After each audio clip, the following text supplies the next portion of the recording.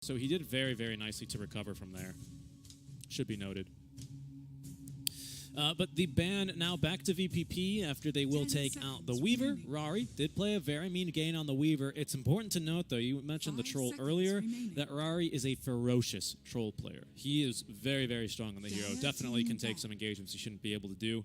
And that's still an option here. If IPG, they open up with the Oracle, it is going to force the issue. It's fantastic versus the Phoenix. Very strong lane as well with the Oracle. And that could be enough for IPG to get a nice mid-game power spike with the Storm. I don't know, Orchid +1 item, and probably Maelstrom +1 item for the Troll. Yep. So right now that's a really good option for IPG. That their draft is not meant to hold a Troll right now. It's a big problem for Prodigy. Yes. Yeah. I mean, Brewmaster can deal with Troll. There's a ban actually. They ban a Troll themselves because they were afraid of them picking it up. I mean, it makes sense. I didn't mention the dual cores Troll Bloodseeker, right? No, you're Notus totally is right. also a well-known Troll player. Rari's a ferocious Troll though, right? He's the guy with like a 71% win rate. Granted, a lot of like lower tier, up and coming amateur tournaments as well those stats are going to be included, but still, a respectable win rate. I think in this game you do need something along the lines of a Troll for IPG, something with a relatively faster lineup. Like last game, you got away with a Nurse Morphling. Nature's Prophet is the pick for IPG right now. Hard to tell if it's a 3 or a 5, but I think that it works out. He's a decent egg hitter as well, good against Brewmaster if you're a 3 because you bring the Orchid to the table. You said you wanted some push, even a Fury in 5, and they pick it. Yeah, I'll take it. I think it's fine. Do you think it's fine maybe for the offlane as well, if they can get away with it? I like it more as the offlaner of this game, honestly, because the Orchid, I think, is huge value against Phoenix Brewmaster, but it depends on what the matchup is, right? Because I'm not really sure what VP Prodigy is going to run as their core. Yeah, they don't have a carry. I mean, potentially, right, this is their offlane, right? Supernova Brewmaster and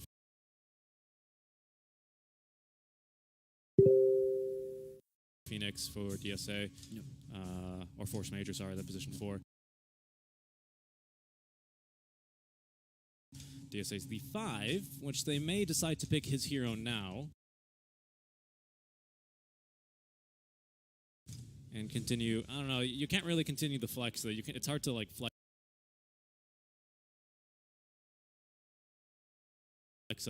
a position 3, a position 5, and a position 4, all with one pick. So VPP, they're probably going to have to reveal something about this this pick right now. And IPG, they're going to be able to respond. So I'd pick a 2 because the only lane you already know. You don't Storm Spirit. True. Yeah, that's a really good idea actually. You just pick something that can kind of deal with Storm. Like, honestly, with this lineup, I don't mind the Light Shock at all. Again, I always suggest against Storm. I don't think the hero's out of the meta, as people say, that much. Ricky's the pick for Prodigy. They're going to be rolling for the Ricky, which is suggested. Pretty good Storm counter, mind you, and decent, and really good against Clockwork as well. Actually, really good against NP. Now I want NP5. Yeah, for sure, NP5. That way, when you harass and feed your treants in the lane, it's not going to be too consequential to the Furian's game, right? Because that's just what you do versus Riki. You kind of just feed treants, especially if it's the Brewmaster support there as well. Although, if it's a Riki safe lane, Furian's probably not going to be laning against him, but that's the point, right? Yeah, you have too high armor if it's Nature's Prophet 3, though. So you know that the Riki is pretty much going to destroy that lane. This time you do pick a Grimstroke for IPG, but it's going to be a support Grimstroke, yeah. 5 or 4, because we've seen Ladon kind of flex that Clockwork all the time. I think it depends. Yeah. It's a good lane versus well, actually you don't know the safe lane, but probably, I mean, you set up very nicely for obviously not the Riki, right? Troll's a consideration. Never mind, it's banned. Just kidding. Juggernaut though is a good one there for the spin combo, especially at level 3. It's really potent. For IPG, yeah. Yeah, for IPG. Sorry. Ursa's also fine. Oh yeah. Good Ursa game here versus the Phoenix. I went real Canadian there. Oh yeah, bud. Yeah. Riki is kind of a Rubik. So that means either Brewmaster offlane or Phoenix offlane, right? Because they both, Phoenix and Brewmaster, can play 5. Or Rubik mid. Or Rubik mid, though. Versus the Storm? Rather not. Yeah, I agree. Not the best of counters. VP Prodigy, okay draft for now. Like I'm seeing a couple weaknesses, mainly again their speed, but I don't think IPG has something that great against them. There's a Lifestealer ban. I think you probably ban Lifestealer and Juggernaut and just protect your Phoenix as much as possible. Especially because you're kind of flexing the Phoenix's potential 3, right? So this means that you as IPG won't really know where the Phoenix is going to go at any point, because obviously both Phoenix and Brewmaster, they're the flexes here. So even if you have last pick, you don't have the advantage there of knowing how your lane is going to go, which means IPG's last pick is kind of broken. I don't really know. I'd be curious to hear your thoughts on this, but I don't really know where I'd want to put the Phoenix right now. I'm tempted to put him as a position 3, because that's going to give him more farm and make him more dangerous and put a higher priority on this egg, which then sets up beautifully for Riki with ideally, right, the Ags, Battle Fury, plus a damage item to absolutely murder them, right? Yes. Because Riki, much like a Dusa, they're good, but they're even better when they have an objective to defend. Yes. And I think that's the right call as well, to be honest with you, because I think that if Phoenix goes at 3 here,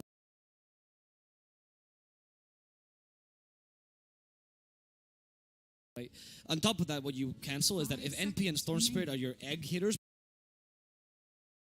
per se, right? Which means just they're not egg hitters; they just can hit the egg a bit, right? Compared to like a Snapfire or Morphling. They're capable. Ursa. They're capable. That means that if you actually have levels on Phoenix, these egg hitters are no longer enough, right? You need a Snapfire or something like that to counter him. And whereas support Phoenix, usually having 2 ranged heroes is enough against the Phoenix. As well, 2 ranged heroes that can actually hit, right? Because Grimstroke cannot. So I don't think it's I think the Phoenix 3 is also a bit better. I also like the Brewmaster 5 a bit more than Brewmaster 3, but it also depends on what lane he gets. We've seen Celebrity play Brewmaster, we've seen DSA play Brewmaster, they both can play it. As for the mid though, what are they picking against Storm Spirit? I still think Lesh is fine. It's not banned yet. I really do like the Lesh a lot. I don't think they're not going to ban it though. They're not going to ban it. They don't care about the Lash. I suggest that hero every game. It's not going to happen. What are we missing? A bit of tower push, which Lash is really nice for. Lash, DP is what I'm thinking. What 2 about heroes that are good against Storm that would give you team fight and tower push. Yeah. I mean, they're just so solid, right? They are. But it also depends on what you want to play at Prodigy. It is Laurel, so maybe it goes for the Void Spirit. I don't think the Spirit matchups are good against Storm. I think they both lose to Storm. Dire team pick. Morphling again. Wow. Not what I expected whatsoever. This is even greedier than last time. Dude. It is. It is really Ricky greedy. and Morphling is like... Because last time Ursa's Battle Fury, okay, sure. But this time, oh my goodness, dude. Ricky is one of the greediest cores right now.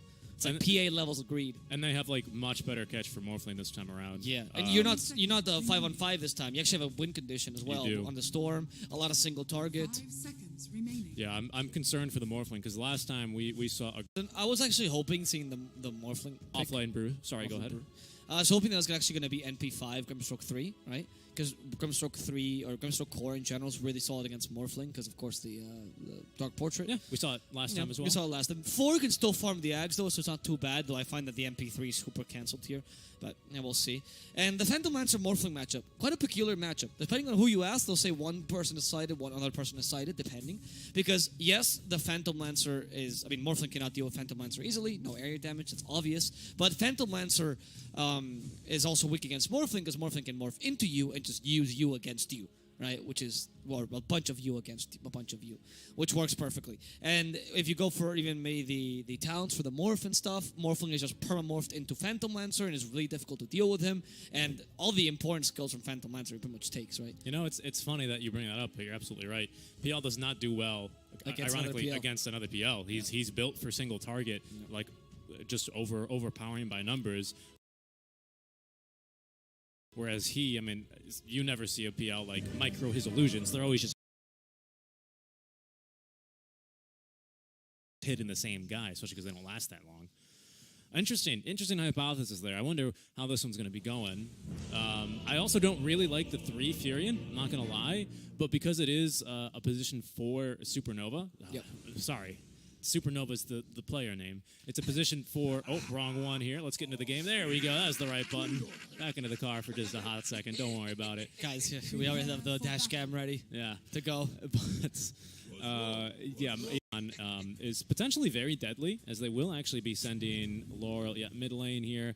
Are they going to try and dodge the matchup then, or is Riki just hoping for first blood up here? I think it's very similar to last game this time, by the way, as in terms of like the timings, right? VVP is hoping for like a late game when they can actually farm enough on Rookie. Morphling, I think even despite the Phantom Lancer, if you go for Battle Fury Axe build on Rookie, yeah, good luck, right? That is enough area damage to deal with a Phantom Lancer. Easily. Yeah, exactly. With a smoke screen on top, crucially. Of right? course, of course. Yeah. But of course, the question with that is, how do I make it to that late into the game? We'll see. Honestly, it's not that easy to do for VVP this time because now you actually have push on IPG, not just the NP, but which is also a 3 by the way, but also the Phantom Lancer, which brings the Phantom Rush to the table. That works on towers. That's extra agility bonus when hitting a tower, usually enough to push it. So I think this time it's a bit, but that, of course that means that you have a slower team on IPG. Yeah. The battle begins. I'm not sure who I side with, honestly. I think it really depends so much on execution, especially judging from last game. I thought VP executed considerably better, so I agree with that, but I think this time around having the Grimstroke on a support role is way better this game. He's a hero that can farm really nicely, so that's why you see him mid lane on occasion. he's playing 5 this time as well. He is, but he can still farm just as nicely. In fact, most of the time, Grimstrokes will not put that many points into Stroke of Fate to make sure they're not stealing too much farm from their cores. That's how much of a problem. Like, same thing with like Illuminate, right? You instead go for the Inkswell build usually when you have a good Exactly. lane for it. And this is a really strong lane. Yeah, Phantom Rush. You've mentioned it versus the towers, but it ain't bad here versus the Brewmaster or the Rubik alike. But I like it because he's going to be able to farm a bunch of really important items. I mean, 4-step of the utmost important in this game, really for both teams, right? Versus the Riki, obviously. Getting someone out of a Sprout, getting someone out of Cogs, it's super, super useful. I'm actually kind of happy that the Brew is going for the Cinder Brew build, by the way. It's the most efficient build in terms of mana per damage, right? But it can be dispelled, as we just saw here with Doppelganger. The thing is, Cinder Brew has a much lower cooldown than the Doppelganger, especially level 1. So the PL has to make a choice. Do I want to max Doppelganger, therefore reducing the cooldown by 5 seconds each level, and allowing myself to, survive to the Cinder Brew? Or do I want to max my Phantom Rush like I should to farm faster, right? And if you force him to max Doppelganger, it's a viable build, but obviously it's worse for a PL. So we'll see. And if that happens as Brewmaster, all you do is you take the first 2 points of Cinder Brew. So it's like, oh, look, I'm maxing Cinder Brew. And the next 3 into Thunderclap. And then you're fine, right? Supernova's got a TP. He's got enough mana for it, but kind of got a little bit too out of position there after the Creep Wave pull. Or I guess the skip is more accurate there. Bottle queued up for Laurel. Asgold as well, queuing up the bottle. I completely forgot, actually. You can play Axe Morpheo with Ricky, huh? Oh. Yeah. Yeah, that's a thing. What? Can you go inside Ricky? And can Ricky go inside someone else? I think the Dota server will crash if you do that. It's like when you type Google and Google? Yeah, no, I mean, it's like when you try and do Dream Within a Dream, you know, it's a little bit too complicated. It's just cheap writing, right? It is Dream a really Dream a cheap. Dream. No.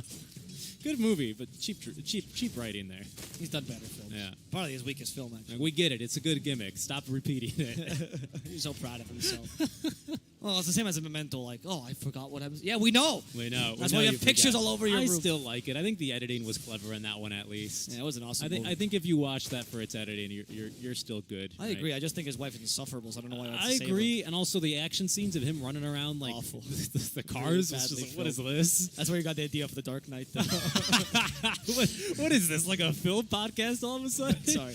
Oh, okay. Now, in the bottom lane, a bit of pressure from Notice and DSA, because honestly, NP doesn't do much against Ricky. He went for a Blightstone, which reduces some of the armor. It's great brace armor. And top lane, they're going for a Cabal instead. That's another advantage, of course, of that Cinder Brew. Force Major, though. Now he is not able to outrun Rari, and Rari, capable of surviving this, beats Force Major, gets a counter kill. They both went for the 1-1-1 build, so this was the point of inflection in the lane. Still a win for BBP, because of course you get the kill in the first blood. And usually I would say, carry kills matter more than offlaner kills, but in this case, Brewmaster really wants that farm. Yeah. You are so useful with farm. As Brewmaster, you have so many builds that you can go for on this hero, and this hero really scales nicely into late game now that you have the talents, so it's not a problem anymore. And crucially, even with the Fadeable... Scales nicely into late game now that you have the talents, so it's not a problem anymore. And crucially, even with the Fadeable now level 2, reducing his damage by 18% on the PL, already base damage pretty decent, right? But because this gives you bonus agility on the Phantom Rush, it also really reduces, it makes Fatebolt stronger. So Rubik lives a lot longer than he really should, which Celebrity allows him to get a couple extra last-hits in. He's out of regen already on PL. That's basically the point I was going to make. He's out of regen in this lane. Here's a question. I know the chat will correct me, by the way, just to make sure what is the correct one. But do you know what happens if I Phantom Rush and I lose that buff and Fatebolt's still on me? Do I still get the original attack speed debuff? Or sorry, attack damage debuff? It's always percentage based. So it will change. as I It'll lose the change. buff. Yeah, it works against Morphling in that way, in that same way as well. Otherwise, Morphling would be like full strength, right, and then take the hit. Ah, right, yeah, And because then- otherwise Fable will counter you so yeah, hard. yeah. That makes sense. Radiant Okay, thank you for that. structures are Yep. fortified. Yeah, it's percentage based, just on what you currently have, on what your stats are. Whatever this gray number is, and whatever the level of Fade Bolt it is, that's what it's going to go down here. Speaking of going down, Koval is going to at least get the Inkswell down onto Rari. That's going to maybe save his life, but with the urn applied, he's going to be able to live for now. Celebrity now in a bit of danger.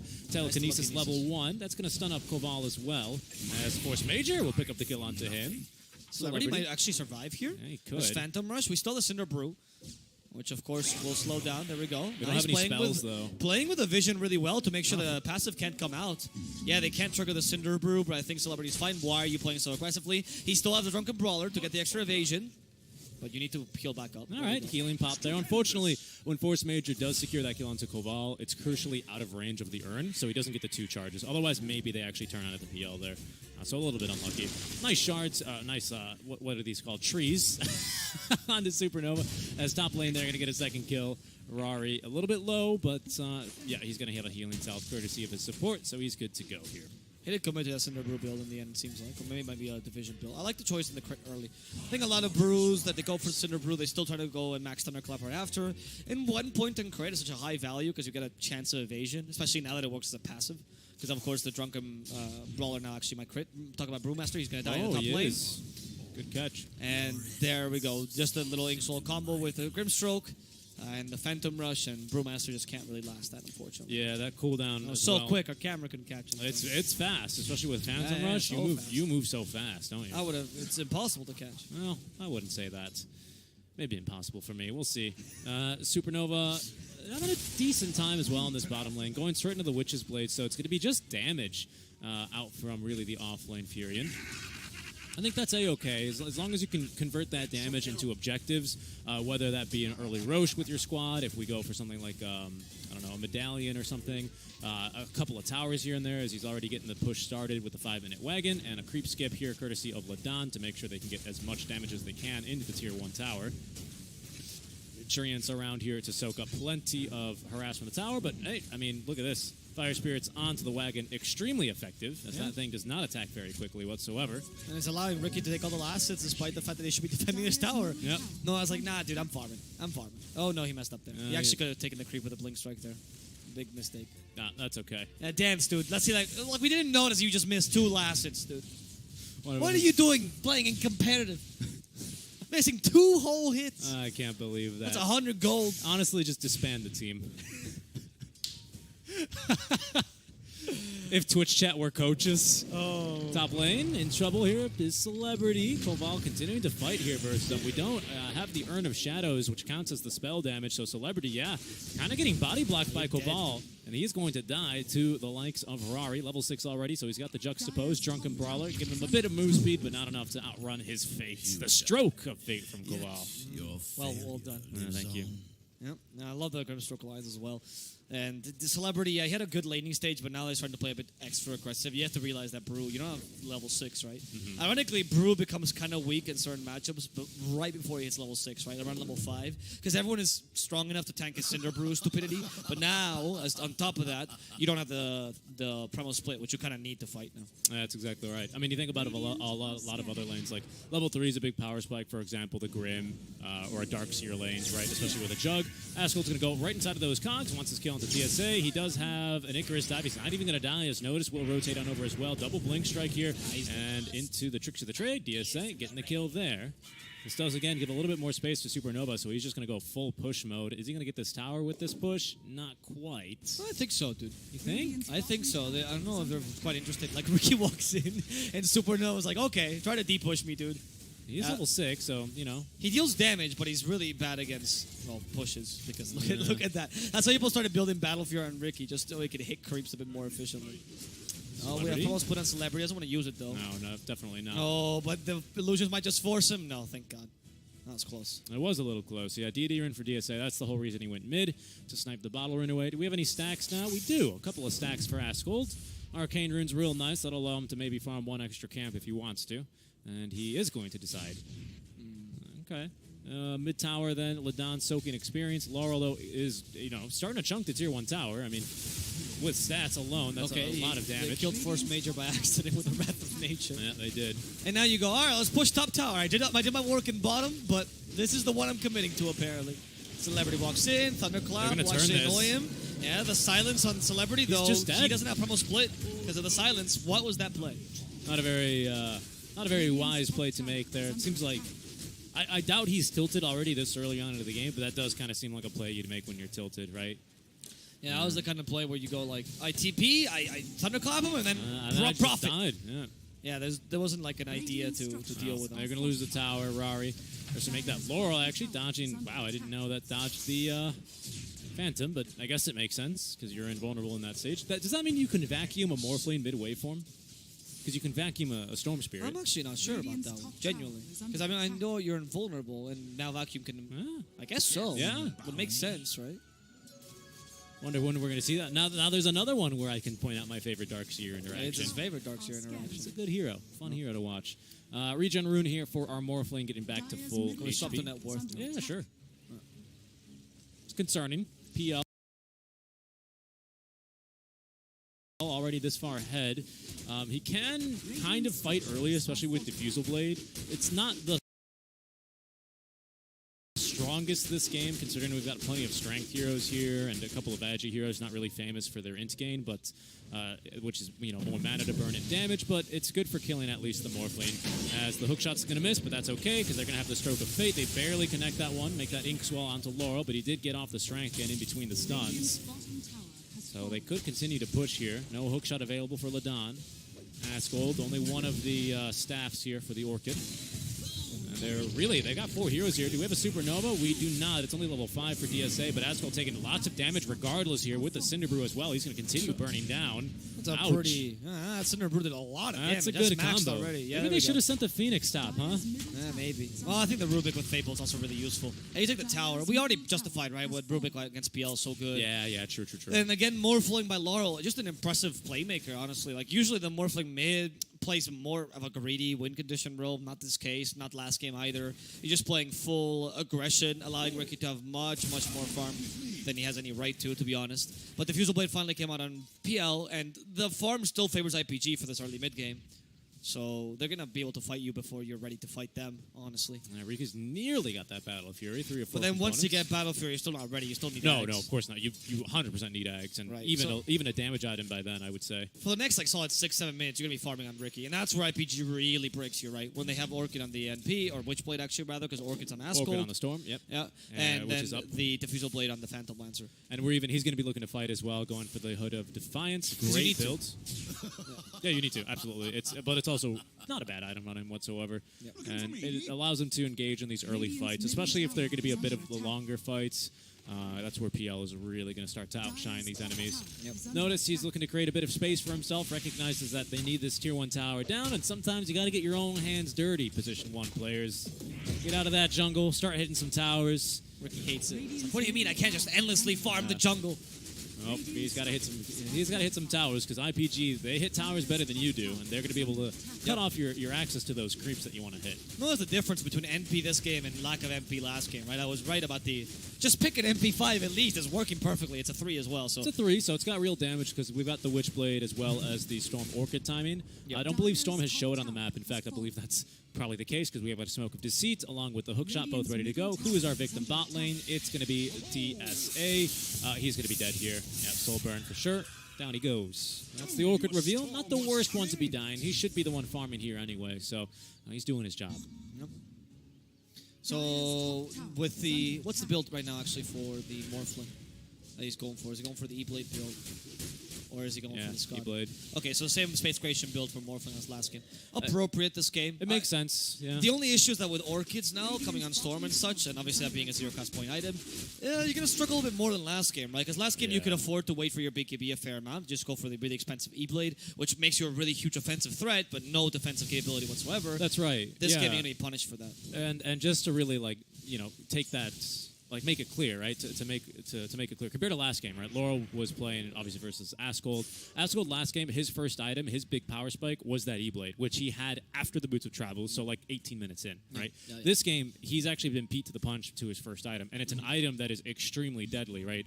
Exactly. For the same reason that the E-blade is, because you E-blade onto Phantom, and that's a really great counter to the Morphlane here. Not just because of the damage, but because of the silence especially. And well, the we've already cast got point it. of the silence, right? The fact that you can actually immediately cast it It's even, compared to the even better. Grimstroke. Yeah, that's a good point. That's why, I mean, even this game, the BKB is obviously a necessity. Otherwise, you could also consider the Lincolns. But since Morphling has to play as the early game space creator, I think BKB is the only option, really. I like it. He's nearly there. He's getting close to, but you need to. This next 4 minutes, I would say, are the hardest for VVP right now. I would even say it's make or break, to be honest. Yeah, that's why. Yeah. I think this game falls apart. Yeah, I don't know if it's necessarily the hardest, but it's like it's make or break. Because I mean, like hit creep faster. Oh, they're gonna catch one.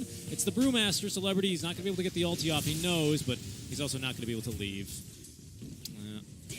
I don't know, because it's like, you know, space making deaths like this, they suck, but it's not like a hard move to make, right? Yeah, but to be fair, he didn't die push. I mean, I guess he died pushing the lane, but it was the easiest lane to push out. It's supposed to be the safe farm, according to your map. Oh, We're actually going all to right. fight this. Okay, with Ricky, just the Battle Fury picked up. That's going to be enough barely to kill a Dawn. And Double notice, cogs. not actually bad. Oh, you're farming the enemy's cogs, while you put your cogs The jump there. though? The Morphling could be in trouble. He only has a bounty rune in his bottle. That's not going to be enough. There's the power of the Orchid and the Yeah. Witchblade, by the way. Yeah, it's super strong, actually. And this Grimstroke as well is a fantastic follow-up. He's not so great for your initiation, except for the Inkswell, obviously. But this is why he excels so much, in particular, with like an Earth Spirit, right? Because you give the Earth Spirit the Inkswell, he lands the stun, Inkswell stuns him to follow up. In the meantime, you send the Phantom on over. Yeah, you have so many ways to catch it. It's like, it's so easy. Like, it's about ease That's of why you execution. need BKB, right? It is. Even a Manta style, I think this game's not really going to be enough. It's a good idea afterwards, maybe, you know, to get an extra dispel. Oh, it's Yeah. nice, but right now you need that BKB because on top of that, there's a before and after when you buy a BKB, right? The Morphling, once he gets BKB, will become the strongest hero in the game for like a solid 2-3 fights, just because of that. So Yeah, and that's going to really suck for the Storm, right? He's going to have to don't be. go Yules. Please tell me that's not a Yules build. It is. I'd much rather see the BKB. Wait. We saw this in the Western European region. Who was it? I don't remember. Actually, they're ganking the Ricky. They are. Noticed. He has the Blink Strike, tricks to the trade too. Oh, Yeah, he has a nice. bird to get to. And in fact, now it's Ladonna's in trouble. His almost split used. Boulder Hurl. What? Hurl the boulder.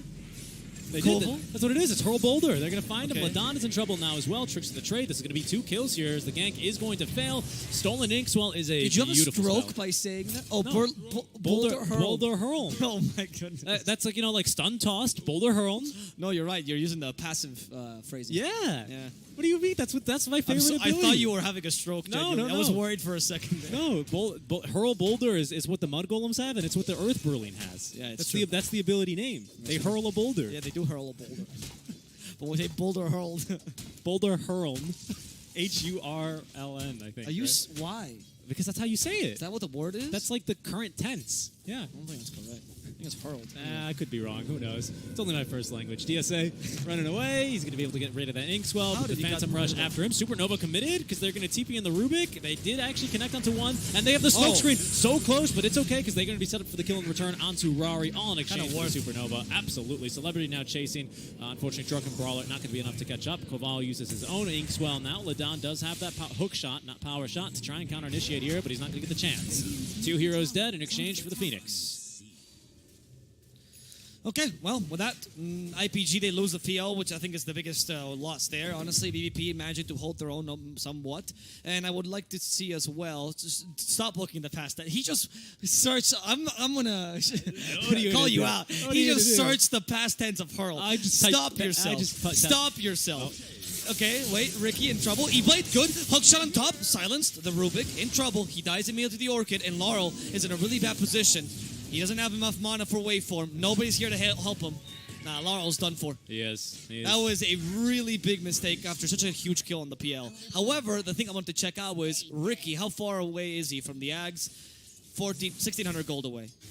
Once he gets that, they're ready to fight. So it's not that bad. It's not that bad here for them. The only thing is that losing the Morphling like this for free, Laurel is not having the impeccable game that we had last time. Oh, actually, no, that's not true. Laurel is doing the exact same thing that happened last time, which is dying senselessly sometimes, trying to desperately create space for the Ricky. It's understandable, but not ideal. All right, I was incorrect. Yeah, I thought it was, of course, to be hurled. Boulder has been hurled. No, there's no hurl. You cannot. I'm telling you, that was just. I was wondering why you looked at me like that. I was like, excuse me. I'm pretty sure that's a word. It is not. All right, are we still going for this Yule Scepter? We are. I don't like that. On the Morphling? It didn't Who work. do we see another you're saying earlier? Yeah, I can try and find What was the the game. purpose of it? It was for a dispel, actually. It was for... I question why you would go for the Yules if for 1,400 more gold, just get the BKB, and it's a much better dispel, right? A little bit more than 14. Okay, we got the Ags on Ricky. This is a pretty big deal. This is big, How do you actually. fuck Yeah. that fast? Space created. Yeah. Now Honest, you have a way. honestly, space created, right?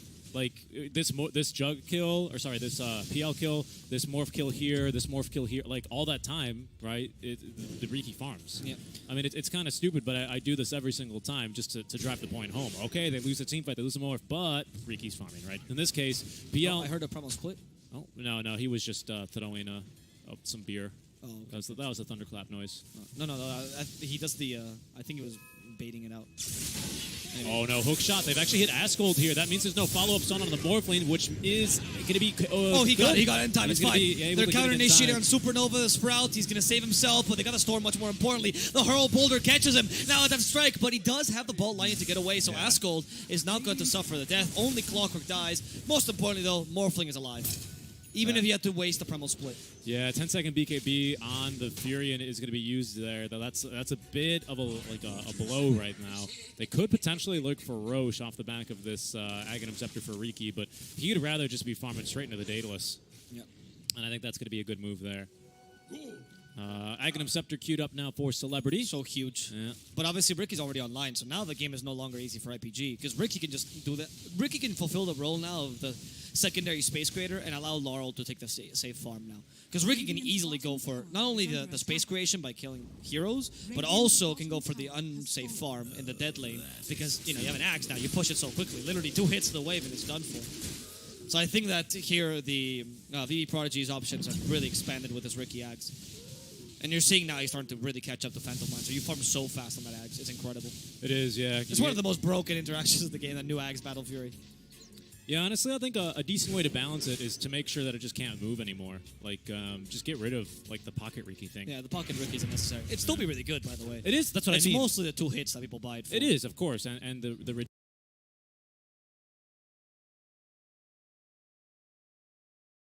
ridiculous damage you get out from it here. I'm trying to find that game. I'm just gonna give up. There's no way I can find it. Yeah, but they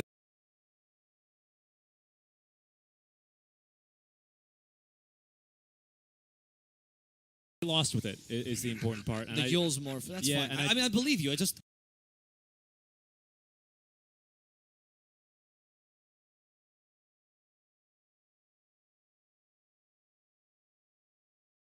It's not that great of an item for a single dispel, right? No, it's not. Like, it's a cheaper Mont. But Monta's not good here. You rather BKB, so. Yeah, I agree. I mean, yeah. I wonder what his logic comes from for the Yules. I wonder if he's just trying to draw the aggro and really trust Ricky to be the damage. I mean, I guess with Pocket Ricky, it kind of make sense. You go inside him, and Yules, and he has so much survivability. Okay, Ricky's safe the whole time. I could see that. I mean, like, getting the extra 2.5 seconds versus a Clockwork is always nice, right? Because that buys a little bit of time for your team to ideally rotate over and help out. Like, there's cases for it, right? I mean, even if Ladan, make that DSA, can Icarus dive and split those cogs, split the battery salt rather, with the Morphling, that could be enough to turn the fight. Even if DSA dies, it's well worth his life. Yep. Let's see. It's a weird pickup, though, for sure. I finally got to the point where you had Crystallis is going to be the next item for Noticed. Usually this is the build for Ricky, by the way. No longer Diffusal Blade or anything. Once you go for the Axe, you try to go for as many crits as possible, because you have 2 chances to get a crit, right, with the 2 hits. And against a PL, it is particularly useful. It's like Ember back in the Battle Fury days, where the more units you have in a specific area, the more damage the Ricky will do, because it's all about the cleave damage more than the actual single target damage itself. And you go for the MP, jump into him, tricks the trade immediately, well played. Little trick on the Riki, by the way. The tricks of the trade will hit immediately as you use it. So the best thing you can do to really optimize your damage is you blink strike, hit him once, and then right after you hit in the backswing animation, you tricks of the trade, and then you get 2 hits essentially like an Echo Saber. That's why, by the way, stop buying Echo Saber on Riki. People in my pubs. Terrible. What do you mean? You don't want to go Shadow Blade on him? No, you don't go Shadow Blade. Really? That's always what I buy on that guy. For years in Dota 1, I thought that was the only way to build him because I'm like, oh, if I get invisibility and invisibility, they can't see me They with can't dust. see you.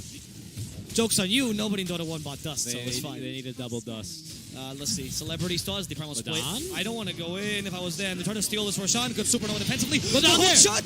But No. he doesn't steal it in time. Laurel takes the H's instead. And they bought back with supernova, not accomplishing much.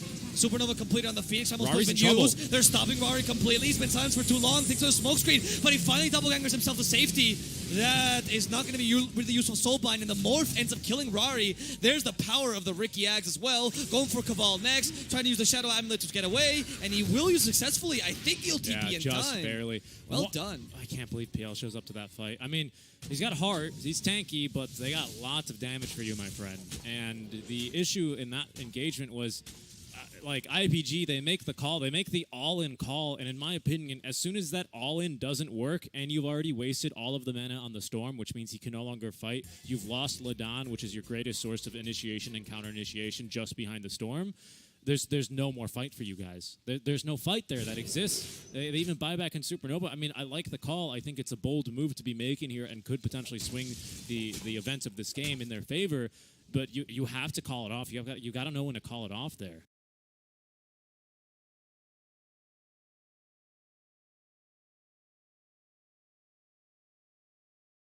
Push though. The push in response is we're gonna get a quick pause from the.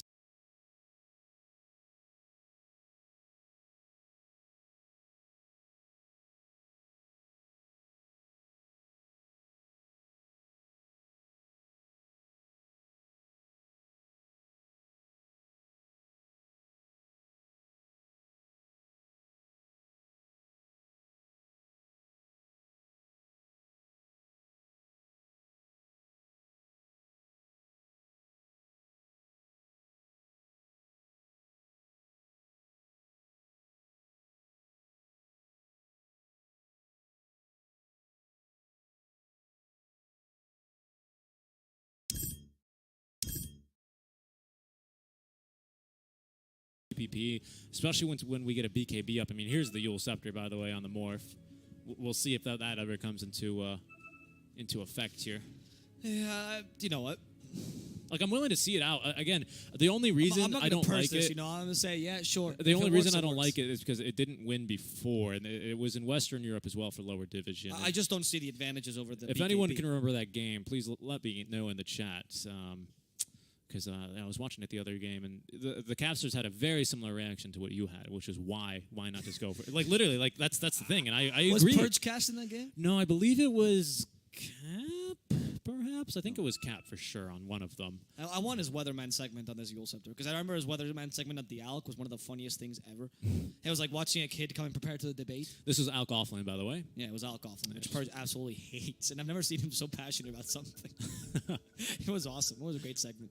Anyway, yeah, I would like to see the logic behind why this is better than the BKB. I mean, besides the fact that it was cheaper, which I don't think is a justification Like, enough. if you're against an Ursa and you needed to spell, and also Ursa got a really good Right, if there was some start in his offensive lane. capabilities here, Yeah. I'd agree with you, but I don't see those offensive capabilities. No, me neither. That's the really weird part about it for me. I mean, now with the Yules and Cycle, you're true Tornado Alley, and you just get half the team is out of the team fight, right? For like the beginning, and then you just kill whatever's left. Yeah, I had the unfortunate circumstance of building Yule Scepter on Troll Ogre Magi once and accidentally multicasting 4 people in the fight, which lost us the fight. Yeah. But it's like, well, we needed one versus the Ursa, but... We're going to see the power of the Axe in this next team fight as well. That's double promo split. It's super difficult to deal with. So, yeah, Celebrity's looking kind of strong. Morphling recovered nicely. He's matching the Storm, and Ricky's matching the PL. I think VVP's quite happy with this.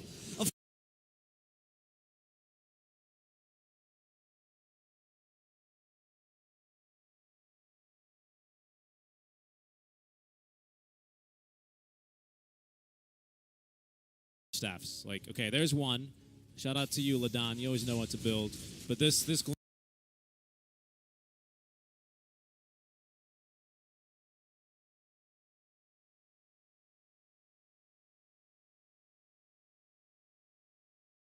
Limmer.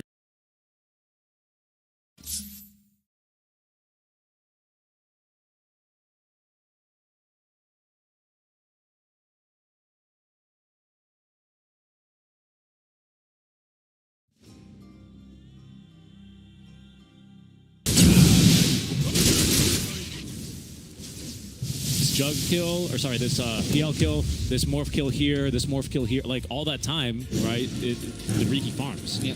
Stupid, but I do this every single time just to drive the point home. Okay, they lose a team fight, they lose a morph, but Riki's farming, right? In this case, PL. I heard a promo split.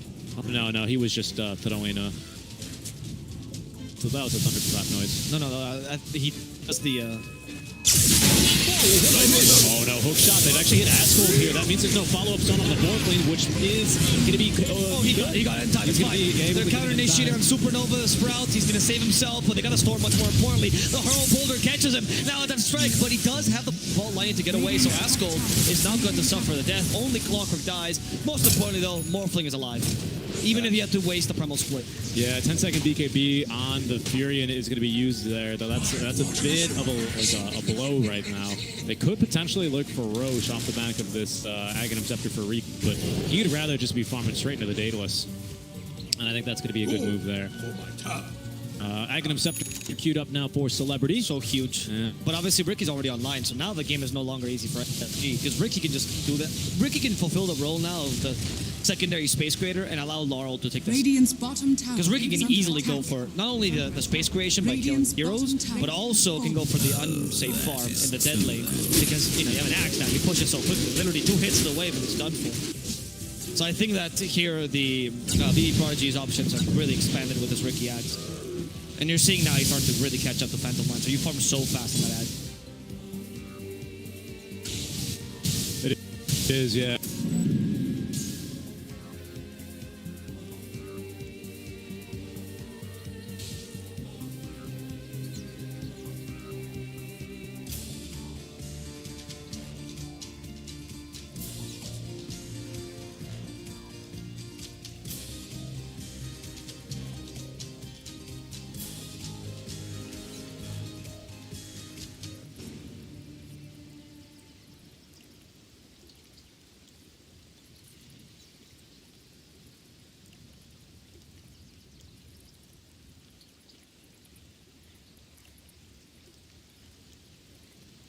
Token interaction. So much Okay, I could see that. I mean, like, you know, getting the extra 2.5 seconds versus a clockwork is always nice, right? Because that buys a little bit of time for your team to ideally rotate over and help out.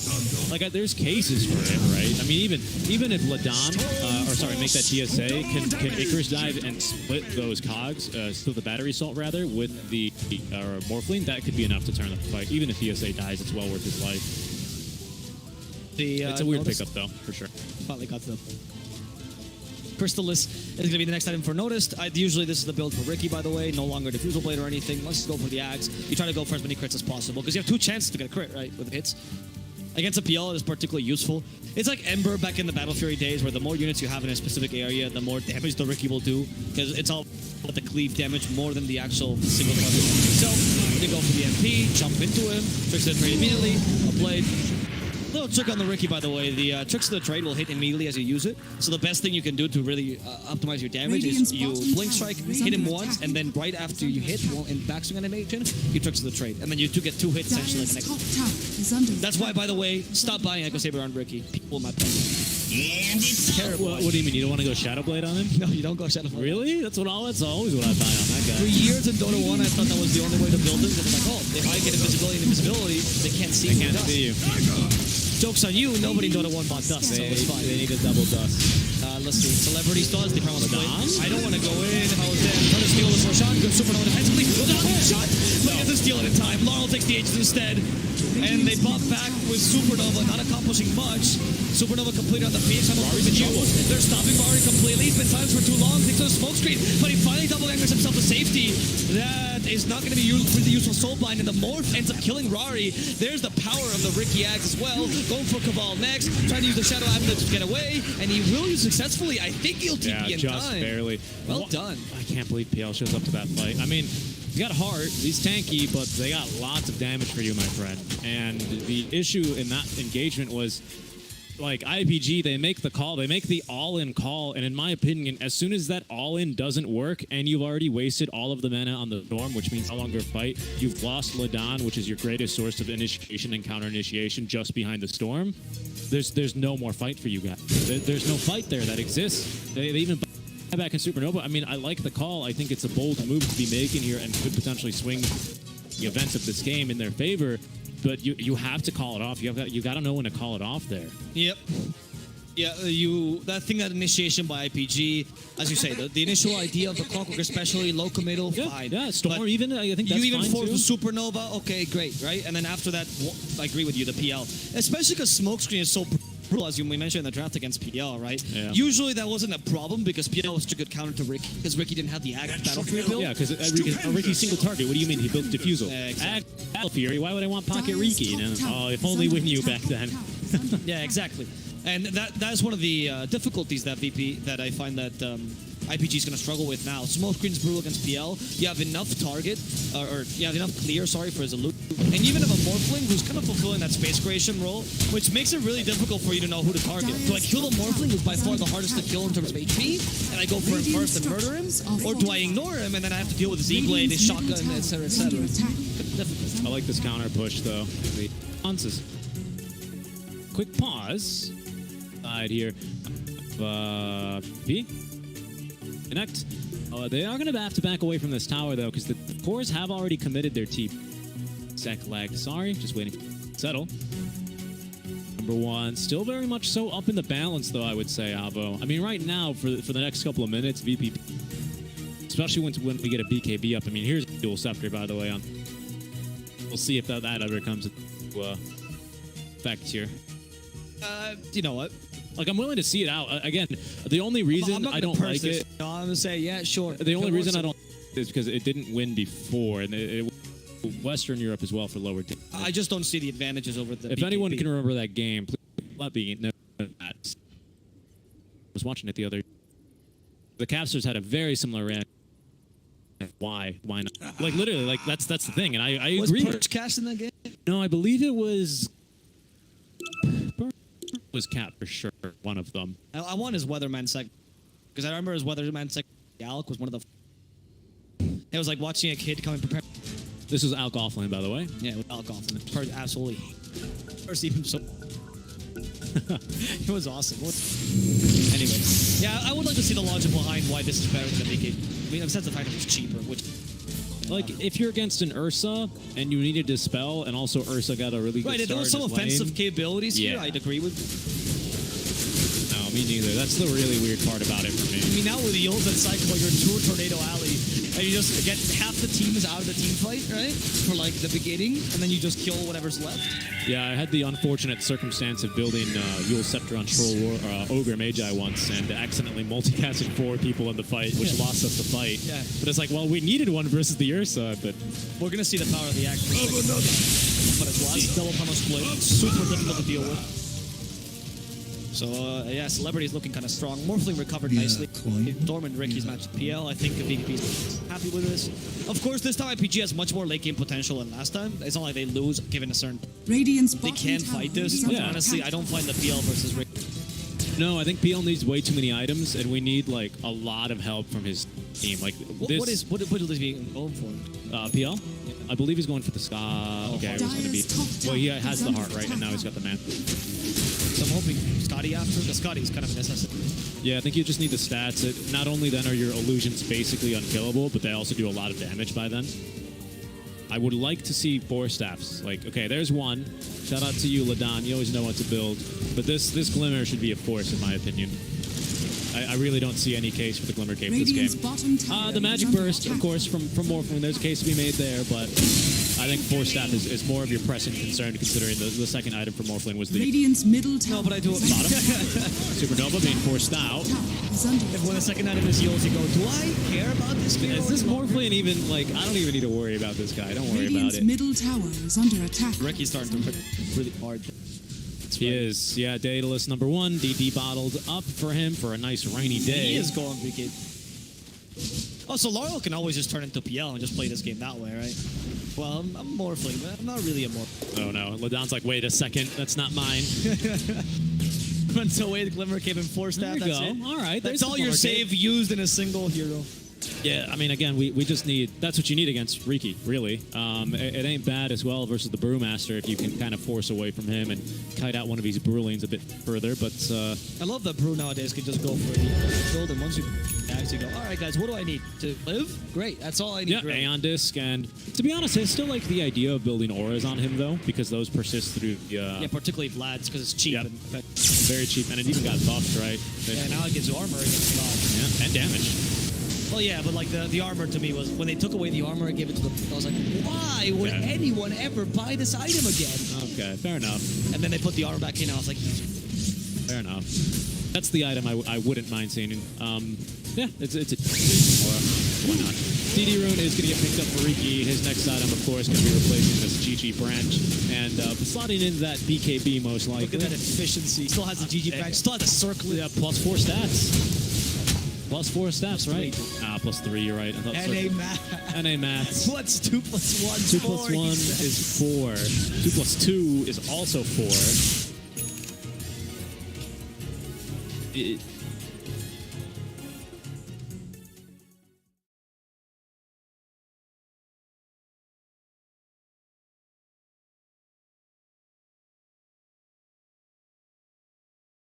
However, DSA dies as well as Storm comes in for the last kill, hoping for Riki. Still has the Aegis anyway. PL still alive. That's Notice gone. Has buyback this time. Go for the Rags. It's only a ranged Rags. The Treants are doing the work. And with the Abyssal Blade, they catch up to Morphling and should be able to finish him off. He's out of mana completely. Instead, Riki protects him, but out of Rax, dude. Out of Rax, out of mine. They go for the Riki finally. This is going to be the dieback and the GG, most likely. And there it is. As they call it, losing Laurel and Rubik along the way. IPG takes game number 2. And we're back to our tradition, Richie. It's game 3 time. Game 3 time, yeah. As always, our tradition is going to be making the upper division cast start a little bit late on the day where they also have to get their COVID tests. So just a great day for the studio talents over in Sweden, but great day for us as well, as we're going to have a game 3 between IPG and VPP. Great game out there, actually. Great team fights. Unfortunately, I think, yeah, like you said, Laurel just fell off a little bit too hard there at the end. I was a little bit questioning, like I had a question mark when I saw the heart pick up first Ferrari, but in retrospect, it was actually the perfect item. Because it nullified the Morphling. Though I think a lot to do with that was the 2,800 gold you sunk into a Yosata to do nothing. Whereas if he had gone BKB, he would be going for the Scotty immediately. I like that he went for the Space Creation build. I think in the late game, though, he fell off a bit too hard. Similarly, Celebrity. When it was starting to get minute 30, I'm questioning why you, the only initiation your team has and the only sort of team fight source you have, is still going in and pushing the dead lane or pushing the really unsafe farm, right? You shouldn't be doing that as Celebrity. One of the advantages of Brewmaster is that you only really need experience and gold, and a bit of gold for the Ags. That's it, and you're good to go, right? So why are you the one that's farming the quote-unquote unsafe farm when you don't need that farm whatsoever, and the push can be done equally as well by the Riki or by the Morphling who have escape mechanisms, whereas you don't. So I would say at this game, VP did commit a couple mistakes there towards the mid-late game, which kind of lost him the advantage. And then, well, IPG is same as last time. They had the slower draft. It just took them a long time to get on. But once they got online, it was perfect. And I should say as well, something I definitely noticed there, especially in that last team fight, is Ladon is, and the rest of IPG, in my opinion, they are so good. Yes, just generally at Dota, very true. But also they're very strong at being able to identify like who they need to take down in fights first. It was always the Brewmaster. Brewmaster. And who was going on? Ladon. How many times did we probably say hook shot onto Ladon, right? At least 3 times, and very, very crucially as well at the end, after the buyback. Yeah, exactly. When that happened, I was like, okay, that's a bit too much, right? And I feel like in those plays, IPG kind of showed their consistency a bit of a VPP. They do have a bit more experience competitively than a VPP, and it's starting to show a bit. But VPP has the craziness and creativity of youth. As crazy as whatever's going on behind us. Don't worry about Insanity.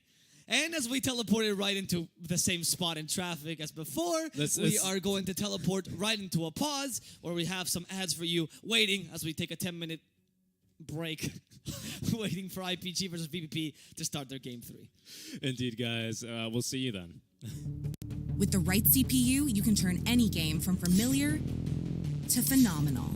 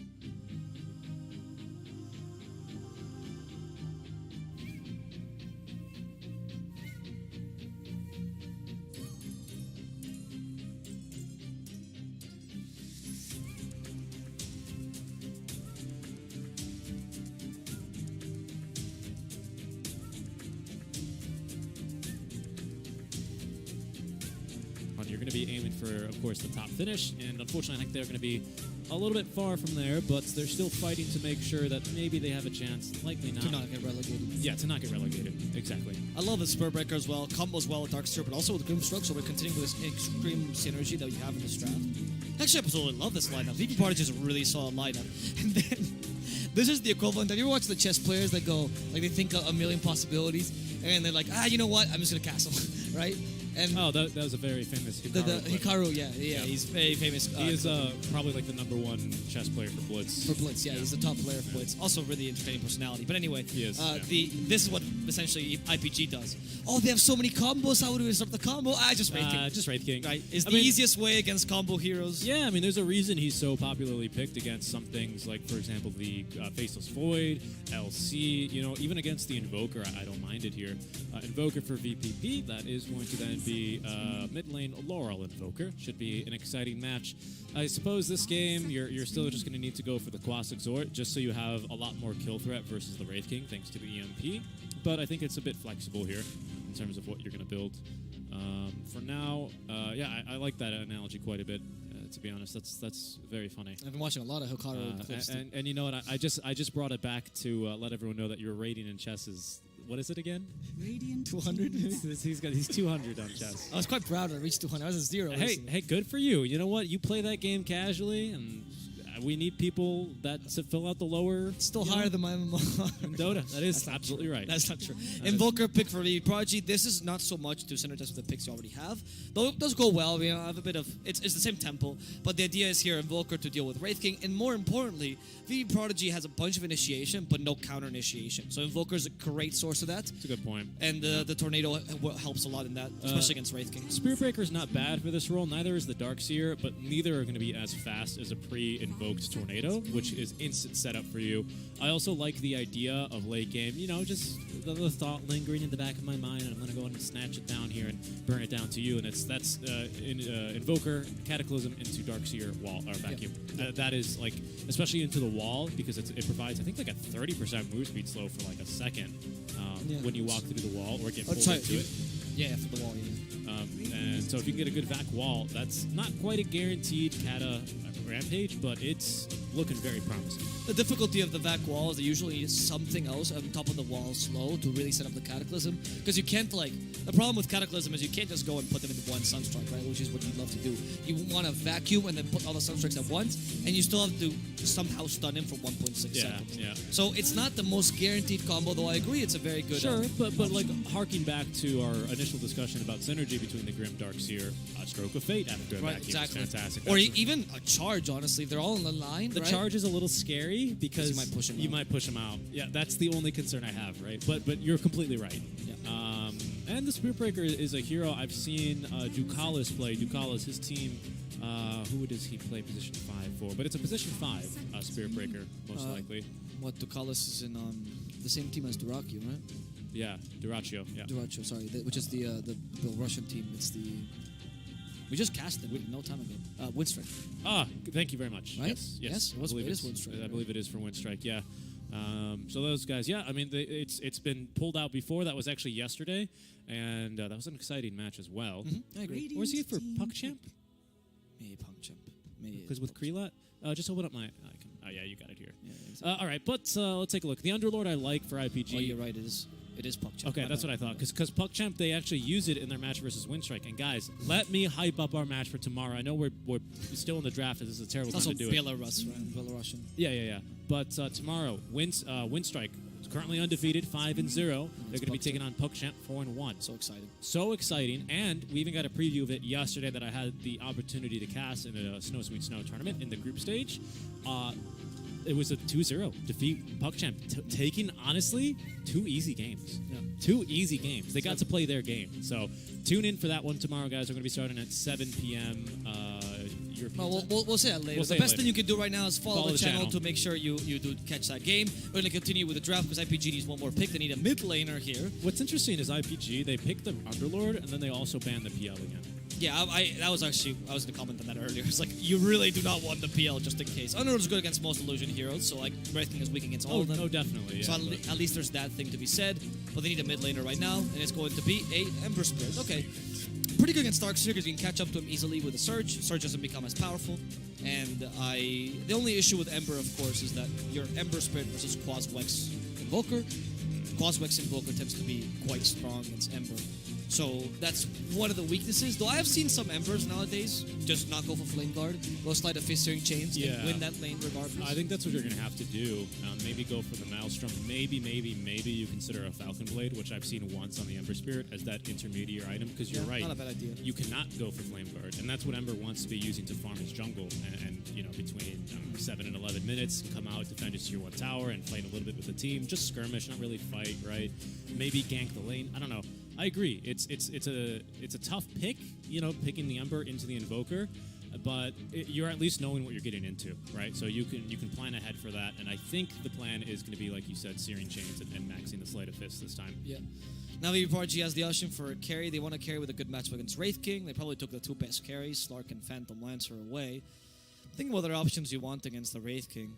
Because, like, for example, a lot of heroes are decent against him in the 1v1. Ursa Troll, for example, aren't good against Underlord. Because the constant rooting in the one area that you're fighting with sucks.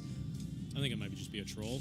Terribly. Okay, I like this a bit better. The issue is Underlord's still a problem. That's what I was going to say, yeah, especially in the lane. You're kind of going to be not too incentivized to be farming very much with your counter image. Because Underlord, like you said, he's great versus illusion heroes, and TB, even in the lane, is a little bit of an illusion hero, as it will be the Grimstroke 5, so Spearbreaker 4. So PuckChamp, they did decide to run it. Was that the game? That wasn't the game where they played Wisp with it, but that would have been hilarious. So this hero, incredibly annoying, one of the best rotators in the game, to be honest, especially because he has the luxury of harassing a lot at level 1, and then he can just TP home and then charge back into the lane, which you tend to see. Especially with Darkseer. Yeah, and that's good. Oh yeah, especially with the Darkseer here. That's a real mean lane. Yeah, because then what you do as well is you just Iron Shell him and he charges mid and you go, well, that's the extra source of damage, right? Or alternatively, Spearbreaker can just stand next to the Wraith King with Iron Shell on, not even hitting him, and you're fine. It's a really solid lane. It's pretty easy, though, it should be said, if you have a Sleight of Fist ready and a couple of creep, not just one, right, to Sleight of Fist you can pretty easily dodge that charge, though. That's very true. Yeah, Ember's not an easy hero to gank. You kind of have to set it up with, like, maybe a Tornado Cold Snap or something like that. Yeah, you've got to force it out, right? Also, Rubik... Or EMP him, for example. Yeah. Rubik Telekinesis is really good at stopping him. Maybe even Ladan on the Clockwork. Actually, the Pit of Malice is insane. Oh, yeah, it's really good. Yep, good point. That's probably why they picked it up as well. Yeah. I mean, I just think there's a lot of utility to this Underlord. So even though I see a lot of synergy in the PvP draft, and I would say the IPG is more around... Like, IPG just looks like a good draft, right? It's not... Nothing special to it. It's just solid heroes that do the role properly. Great. Yeah, I think this is like a very Game 3 draft from them. Yeah. If that makes sense, right? Hey, guys, maybe we don't want to pick Core Wisp this time around, right? Exactly. Let's go back to just Wraith King. He's good. He wins games. It's a solid, stable draft that works on most places, most times of the game. It's ultra late when you start to suffer against TB, but can you really get to ultra late? We'll see. VVP, though, in their draft, I think there's so much synergy. I kind of find it hard not to go for them, but I do think that there's a lot of good counter picks for IPG. I think it's a 50-50, honestly. Just two very different ways of drafting. My biggest concern I would have for IPG is how well they'll deal with the Spirit Breaker. It's a hero that has not really been picked in competitive for a very, very long time. And in pubs as well, kind of the same reason. We saw him when they changed his Ags a little bit, because the Ags is really, really great. 7-second cooldown on the charge with additional movement speed is... What more could you want, really, on the Spirit Breaker? He also provides a break. That's going to be on the Aghanim Shard. It actually also really increases the utility of the Nether Strike, which is mostly used to try and cancel TPs. But again, we've got some great counters. I mean, how many times have we seen a Spirit Breaker get hook shot, and then he just turns and tries to Nether Strike a Clockwork who's battery assaulting him, and he just roars at him? Well, now with Shard, you get the extra. That is true. BKB, right? With the Shard, you do. Well, not the BKB, sorry, Match Community. Yeah, rather, for 4 seconds. 2 seconds might make that. Yeah, it got nerfed a bit. It also used to be that you used to get it even if you weren't, like, you didn't have to charge it before with a Shard. I was like, why would you nerf? Like, this hero got seen for maybe half a day in competitive, and I was like, well, nerf the Shard. Yeah. Can't have Spirit Breaker back in competitive. Nope. Can't. And that's when you know that he's clearly a support player. He bans Slark, he nerfs the Spirit Breaker. I don't think so. The Spectre. No, because Necrobook is too strong for Ice Frog to be a support player. Yeah, it's also very All right, here we go. Meta level 1. DS. Draft should be finishing up right now. Otherwise, come back right here for the Upper Division match. Highly contested. Empire.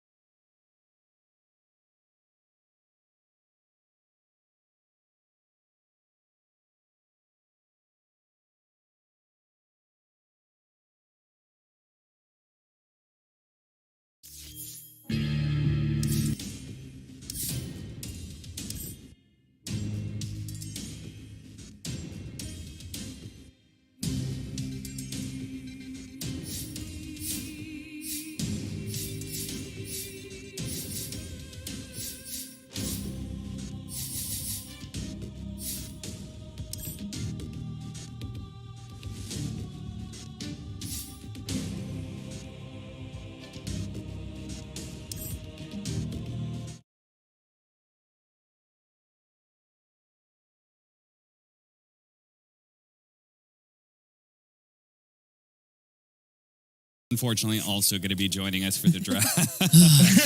I'm taking you out of this lobby, Cap. I did you a solid there. Oh, thank you. Thank you, Kyle, for getting me into the lobby while I'm, hosting. I appreciate it. Great colleague. I know, Not really, friend, colleague. really gets your back, Just make sure that you know it, too. But, Kyle, do you agree with what Brian's saying? Death Prophet, anything else? Have we talked about Earthshaker Shard yet today? I actually mentioned Sorry, that these teams don't look at Shaker, Kyle. Oh, that's their loss. You got to look at the Earthshaker. Yeah, I don't know. I've softened on Team Empire and my theories on their imminent success. I believe that their rise to fame and fortune may be delayed slightly. Second season? Okay. So you're backing them for the second division or the second season? Maybe the second, maybe. Okay. But Maybe a that is, little of after course, that. that does mean they have to not be eliminated here. Well, they would just. Oh wait, no. This is the upper division. Cap, you would just drop down. It's fine. Yeah. Wait. Okay. No one wants to get knocked down. It's going to you're low not division out. the entire season. Yeah, I I guess again? fight up against everyone else other than Yeah, the best. Kyle's, I guess, putting himself in a win-win situation here. They win. Great. Okay. They're going to be in there sexy. They knock down. Okay. They fight up against a bunch of lower division teams. Yeah, I think they'll do pretty good there. Exposure and experience, Cap. That's all you need for success. Exactly. I totally agree with that. Well, speaking of Earthshaker, I actually have this stat that I know that CIS, when it comes to difference of heroes between Europe, Earthshaker is one of the ones that actually differentiates itself quite heavily. They only have like around a 50% win rate on Earthshaker, whereas in Europe, upwards of 70%. Rubik, another one of those heroes, suffers heavily when it comes to CIS compared to all the other regions, which, again, around that 50%. But for whatever reason, CIS, it's like 30% win rate or something. Is that including upper and lower division, or is it just the upper divisions that you're looking at? The last time I looked, I was looking at just upper division. Okay. But So I will say that I think in CIS there's a bit more volatility within the teams in the upper division. So I think that probably does skew a little bit more compared to Europe, where obviously the pedigree of these teams, when they're getting a hero which is as broken as Shaker, I think they'll be able to actually clean it or close out a games with it. So yeah, I think that's maybe the key difference within the regions alone. And hero, like game-wise, I know I was looking over at average times. We're talking about like 35 minutes. Unsurprisingly, North America and South America, fastest games. You like to get stuff because- done over there. Come on now. I feel like We maybe know it's how, just the we just difference. know how to close the game out faster. What can you do? I think there's probably also a skill gap in your upper division teams, but that's about it. I was about to say, sorry. the one I'm not- European is going to ground us into reality and say, You are. You're on an NA panel. Oh, I'm got not so even many allowed. NA. I'm not even allowed to watch North American Dota games anymore. I made a mistake. I thought for sure a team would win. I said I would leave forever if they lost, and guess what they did? they lost. They did. Quincy Crew. They got dumpstered. Yeah, Yeah. did not fare very well in that second game against Black and Yellow. We do have a bit of delay, as you could probably tell. There was a game update, so we're just filling a little bit of time here, but hopefully the draft will be underway very soon, so don't go anywhere. It's still happening. Empire versus EXTREMUM is a match you won't want to miss for sure. But just, again, talking about general CIS, I mean, Robson, you've got your tablet there, so I'm sure you've got something interesting Well, I to share. have something actually. I All want right, to ask Moxie's you guys. got it. Moxie's got it I right have there. a question too. I was like, oh, thank God. No, Now, please, thank you. so like a thing that I keep asking a lot of like my co-casters and whatnot is that CIS region used to be one of the most rapid regions when it was coming to skirmishing, first bloods, everything like that, and now it has slowed down so much. Why are we seeing this? Pretty much only in CIS too. We're seeing the other regions usually they're still fairly active early, but CIS they've just slowed down. Kyle has his hand up. You know what? I Let's see what think he says. it could be because CIS was sort of lumped in with the European region for most of the last year, and we assumed that there was a much tighter talent gap, which has been proven incorrect due to the utter dominance of both VP and Na'Vi. I think that the other teams might just simply not be as good. But also back to your question about playstyle, VP and Na'Vi also being the best of CIS, they still adopt this kind of idea and philosophy of playstyle. And I think it's simply the fact that we haven't had a massive change in Dota to really change that. You know, we've had pretty much a half a year to a year of the same map, gold, etc. So it's very easy for teams just to kind of subscribe to the idea of how to play. And the regions, heroes change, but the physical game itself has kind of got to a point where everyone knows, you know, don't be too aggressive, wait too strong, go kill them all and end the game. You know, like, so there isn't really kind of that ability to bring new stuff because we just don't have the patch to force that creativity in the gameplay to that degree. I believe Kyle has a counterpoint. Again, he's raising his hand. But we're getting an anime. Oh, yay! We got an anime! Oh, for God's sake. I want a patch. You're a hater. Not excited. I'm so, congrats, we got an anime. Whoop-de-woo. I want to Yeah, have but good an stuff. anime could lead to couldn't having tell us. more players join us, right? Yeah, but luckily our new player system's ready for that too. The tutorial's gonna. Sorry. Competitive season. Okay, let's talk about the competitive season. Let's Yeah. talk about the new player experience or an anime. Come on, dude. Or a drop, Or a Brian. draft. But in reality, just to make it Thank clear, God there is a draft. new player system number 1, patch number 2, anime number 3. That's the order of stuff that we need to get done. All right. I think Brian can agree. Can you agree with that, Brian? I'm looking at this as a very positive thing, dude. All right. I'm not. You may be close. I'll say that. Yes, that's all I care about. Sorry for saying that, Valve. Talk about this I love you, draft, Valve. though. I love the anime, Valve. I'm sorry, Valve. Yeah, we had. Please hire Rob for season 2. He's like, please, God, no. I just want the new players to feel good. Yeah, all right. So, Extreme. Clock and an Earthshaker right off the bat there. Yeah, and this is a development where both of these teams didn't really adopt the Earthshaker too much, but EXTREMUM playing up against NoTechies. NoTechies played it 3 times against them, so they had enough of experience of what Shaker can bring, and now they're pushing it up to their own first pick. It's an early Void Spirit pickup. Very good. It's a very good hero for this. When you want to be able to jump your backlines, it dismantles Shake with the Ags, and in laning phase against Puck, it's one of 4 or 5 heroes that has a very good time against Puck in the lane. So, yeah, solid response from Empire, pretty much countering the Shake with the Clock and Void Spirit, and then the Puck with the Void Spirits. Yeah, very good response from Empire. BSJ, what do you think about this Viper ban, though, by EXTREMUM? What does that point out? Because I feel like this hero hasn't been that popular. I will say that against Earthshaker Puck, conceptually, if that's what they were planning to open, no matter what, the best type of hero is one that dominates the lane and then doesn't mind staying in place in the early to mid game. Like you use your spells on him, he's stunned, and he just stands still. And I think Viper fits that description pretty well. So that's my best guess. But other than that, you got me. Okay. You don't think there's a possibility of seeing something like the Bristleback coming out again for EXTREMUM? No coddle. I'd imagine. Maybe with the coddle ban following it, that's possible. But why would you ban the Viper and the Nyx after the coddle got banned? If you're really that afraid of the break mechanic, like if that's what they were going for, I understand it. If it was just one ban, but the Nyx then doesn't make sense. I do like the fact, though, that Empire coming to this series, they didn't fall victim to the Medusa ban against EXTREMUM. A lot of the times, even VP, they first phase ban this hero because it's one of EXTREMUM's best strategies, but they don't first phase it either. So you're kind of wasting a ban if you're scared of it. And yeah, Empire, they had the ability to kind of overcome that, and now they might have to consider it in the second phase, of course, but yeah, they've been able to open up the hero pool because they didn't have to ban out this Medusa. And their lineup, I mean, that is one of the things about Deuce's strategies, right? Is you want to be able to have a overabundance of disables. You kind of already have that with Earthshaker Puck. Yeah, so I wouldn't be surprised if they did ban out in the second phase because, like Clock, Void Spirit, they like to get on top of the hero and kill them, and Medusa doesn't really die to kind of the damage threat of these two heroes so far. What do we think about Bloodseeker? That's a hero that we've been seeing passed around, sometimes 3 positions, sometimes 1 position. What's the verdict of my panel? Where does this hero actually belong? Is it actually good?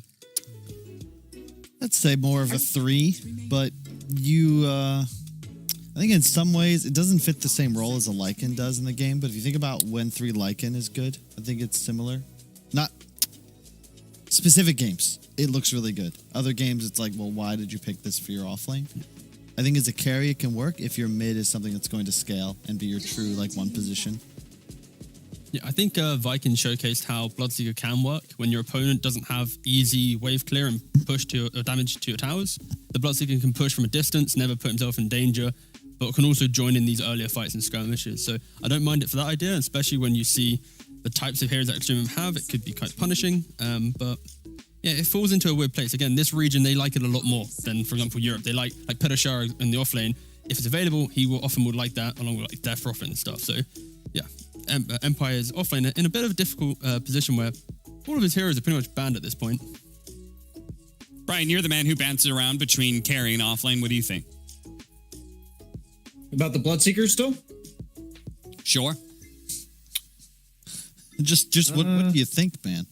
Tell us what you're thinking right now. What do you got there? I saw you were trying to say something, so I Don't thought pressure I him, would guys. pass it over. It's to one you. of those. It's one of those situations where I think about what I want to say, and then I end up listening more and forgetting what I was going to say. So then, you put me on the spot. But the second round of bans, whenever I look at these bans, I like this process where you see the Bloodseeker ban, and then you see the Timbersaw ban, because they're like, okay, that's most likely what they're going to open with in the second round because they banned it out. If you're talking about Bloodseeker specifically, I think he's nice if he gives you like a early laning presence against like a specific hero that's meant to have a good start. So if it's in the off lane and you're dealing with a hero maybe like Wraithing that would struggle a bit, or you're dealing as a carry with a hero like Timbersaw, that's when I like the Bloodseeker. But as a hero in the game, he feels a bit underwhelming. So if he doesn't get off to that early momentum, then I'd prefer something else. Oh, this OD hero gives me nightmares. I lost a couple of games yesterday to this. Offlane OD. I was mad, one, because I don't believe in offlane OD, and two, because I got orb attacked, and there wasn't anything I could do about it. Yeah, and then he has good armor, so when you try and zone him, Yeah. you can't. So yeah, it's a hero that started off the DPC season with a very big pick rate, and there it is. There's the Medusa from EXTREMUM. But They're going fast now, huh? yeah, they're quickly getting through the draft. But in regards to this OD, still very strong hero. The media hammer pressure a lot of towers. But when EXTREMUM already have this Shaker, if he can mirror the early movements of OD, you can completely mitigate his farm potential, because every time he channels media hammer, long range stun, he doesn't hit the jungle that quickly. So there are ways to deal with the OD, but it's all about positioning and having the right heroes in the right place at the right time. Yeah. It's always just a good combo too, right? The fact that you have the Astral Imprisonment into the Mirana arrow. Got a couple nice setups actually with the Mirana there coming up inside Empire. That being said, OD is one of the worst heroes of CIS right now. What's the 31% win rate for this hero. Ouch. Yeah, OD seems... If you learn to deal with him in the super early game, he seems underwhelming. Like, if he ever falls even remotely behind, his recovery mechanism is non-existent. That's the big thing about him, I think. Yep, I would agree. I really like EXTREMUM's team fight setup right now, though. I'm not sure how big of a believer I am in the Medusa. I saw this hero start to get picked quite a bit across multiple regions. I like it, but I just don't understand it. Like, Medusa just doesn't... You just kind of farm. I see a lot of different item builds picked up. I don't really feel like people have figured it out the same way they have a bunch of other carries that are popular nowadays. I think the key thing for EXTREMUM, though, is they've cushioned it with enough team fight, and Empire haven't presented any cheap wave clear into tower pressure and kind of map presence, and that unlocks Medusa to have a free time farming up her tri-camp. Like, how are they, other than the OD walking and getting an Astral into a Mirana arrow, there isn't really that instant way of kind of killing a hero either. So that's where EXTREMUM identified the weakness of these heroes, and they don't mind going for a greedier core in the Medusa because, again, it's one of their best heroes, it's their best strategy. They can secure it as well with strong team fight. Like, they have cheap wave clear, and yeah, I like the idea that EXTREMUM lean on their kind of best strategy in this scenario. I think that's scary for me looking at Empires. If any of these guys start to fall a little bit behind, it's very difficult to get themselves back into the game. Yeah, Like you're saying, they're lacking that ability to, flash farm or push out waves quickly or whatnot. I mean, Mirana does have, a couple ways of being able to, but it's not anywhere near as easy as what EXTREMUM have on the board right now. And the flip side, though, Empire, they do have like the best counters to Shaker, Puck, and Pangolier with the Void Spirit, the Clock, these heroes that just get on top of you and just disrupt you and silence you, for example. So Empire, they have the ability to have that skirmishing lineup with that fast pace to it, but they need to be able to kill these heroes quickly and then find the Medusa to get her to retreat from her jungle. If there's ever some confliction or the fight goes 50-50, that's where EXTREMUM will be leaning on the fact that they have this Medusa still farming up, still having a pretty good time. I mean, they've got the Mirana too, right? So being able to have the Moonlight Shadow is going to enable them to kind of move around the map a little bit easier, find openings and whatnot. And it is going to make the supports really poor too, right? Being able to put out all the detection and sentries to protect that Dusa. All right, even more disables to keep people in place around the Medusa. And it feels like you guys are all leading towards this Empire pick, this last pick needing to do a lot of things. 5 seconds remaining. So it's most likely OD offlane with, I guess, Clock 5, Mirana 4, Void Spirit mid. And this is their carry pickup coming in last. Like, the illusion heroes don't feel good into Pangolier Shaker, of course. out, yeah, Extreme, they've actually really covered themselves well against the Medusa counters just because Pango, Disruptor, and Earthshaker, they all bring something different to the party, and that is, I guess, control is the easiest way to describe it. Arc Warden doesn't really fit in very well with all this initiation that they have as well. Yeah. Another good counter. I think the biggest issue Medusa runs into, even though they've buffed her ultimate move speed and everything, is just people avoiding her on the map, just running away from her. And so far, Extremum's draft is amazing at dealing with that. The stuns from Earthshaker, the glimpse control from Disruptor, the coil, Pangolier has consistent disable. So I really like the balance of their draft. And even though Pangolier can sometimes struggle with these heroes that can get on top of him and burst him, I think he's super obnoxious for heroes like OD, that if you're theoretically just BKB, they do nothing. They have to run away and they have to completely, like, it just breaks their combos. And even though you can Meteor Hammer people out of Astral, I'm relatively certain Pangolier can use his Swashbuckle. Even though he'll probably get stunned, he'll be safe afterwards. And they go for the Morph against the Shaker. It's going to have a strong lane, and it can easily snowball this game. So since they have OD, who I talked about being all in on the lane, and Shake and the Morphling, who should be able to dominate his lane, I think they need to do that. Exactly that. They need to be ahead by like 2,000 gold at 10 minutes in the game. Otherwise, I think Extremum's got this pretty easy. All right. Thank you very much, Brian. We'll see you again after game 1. Robson, Moxie, feels like everyone's kind of leaning towards the way of Extremum right now just because, as you said, Robson, they covered their draft very well. Yeah, I think Empire did recover their draft quite nicely with a Morphling. He's a hero that if his skirmishing lineup can get the ball rolling, he can happily join in quite early on, and that can provide you the tower damage that they require, especially with the OD going for a Meteor Hammer. But it does feel like they are on this eventual timer of when do they really have conviction to end the game. And this Medusa, with the amount of teamfight that they have, if they secure her farm, Medusa v. the World normally does go Medusa's way, especially with the Aegis or Rapier. Morphling won't do the damage. So yeah, it's all on Empire to have that good execution that we've seen them have before, but also the ability to close out a game, which they have sometimes lacked. Moxie, do you think they can actually close out that game? We've seen a lot of Empire games go late. Even when they're winning, they seem to go past 60 minutes sometimes. Yeah, we definitely have. But I don't believe in this OD in the off lane, really. I think that if they get BKBs online, it suddenly becomes not much of a factor. And I also believe in the draft that they've picked up over on the side of Extremum. I like the fact that, you can build all of this fight around your Dusa, and that's what she wants. She wants you to come to her, she wants to park herself, and then have everything happening around her while she just goes and shoots. So I'm really liking the Extremum draft, personally. All right. Well, thank you guys very much. We'll see you again after game 1 is over. But now we're going to come on over with me, talk to Kyle about the draft. You have a dissenting opinion here, sir. I meant to get your chair, though. I know. I was going to say something to you, but, it is what it is. Well, you're here now. I'm standing here. Kyle, what do you think?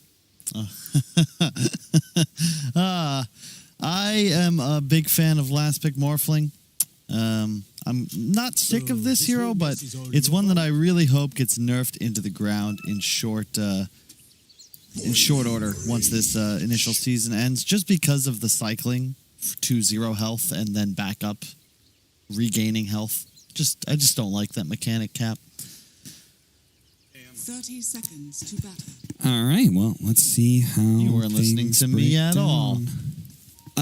Yeah, I was getting my chair, changing making headsets. excuses. I was relying on you to, fill the dead air, not draw any attention to it. But it's okay, Kyle. You drew attention to it now, and we can get past that and into the game.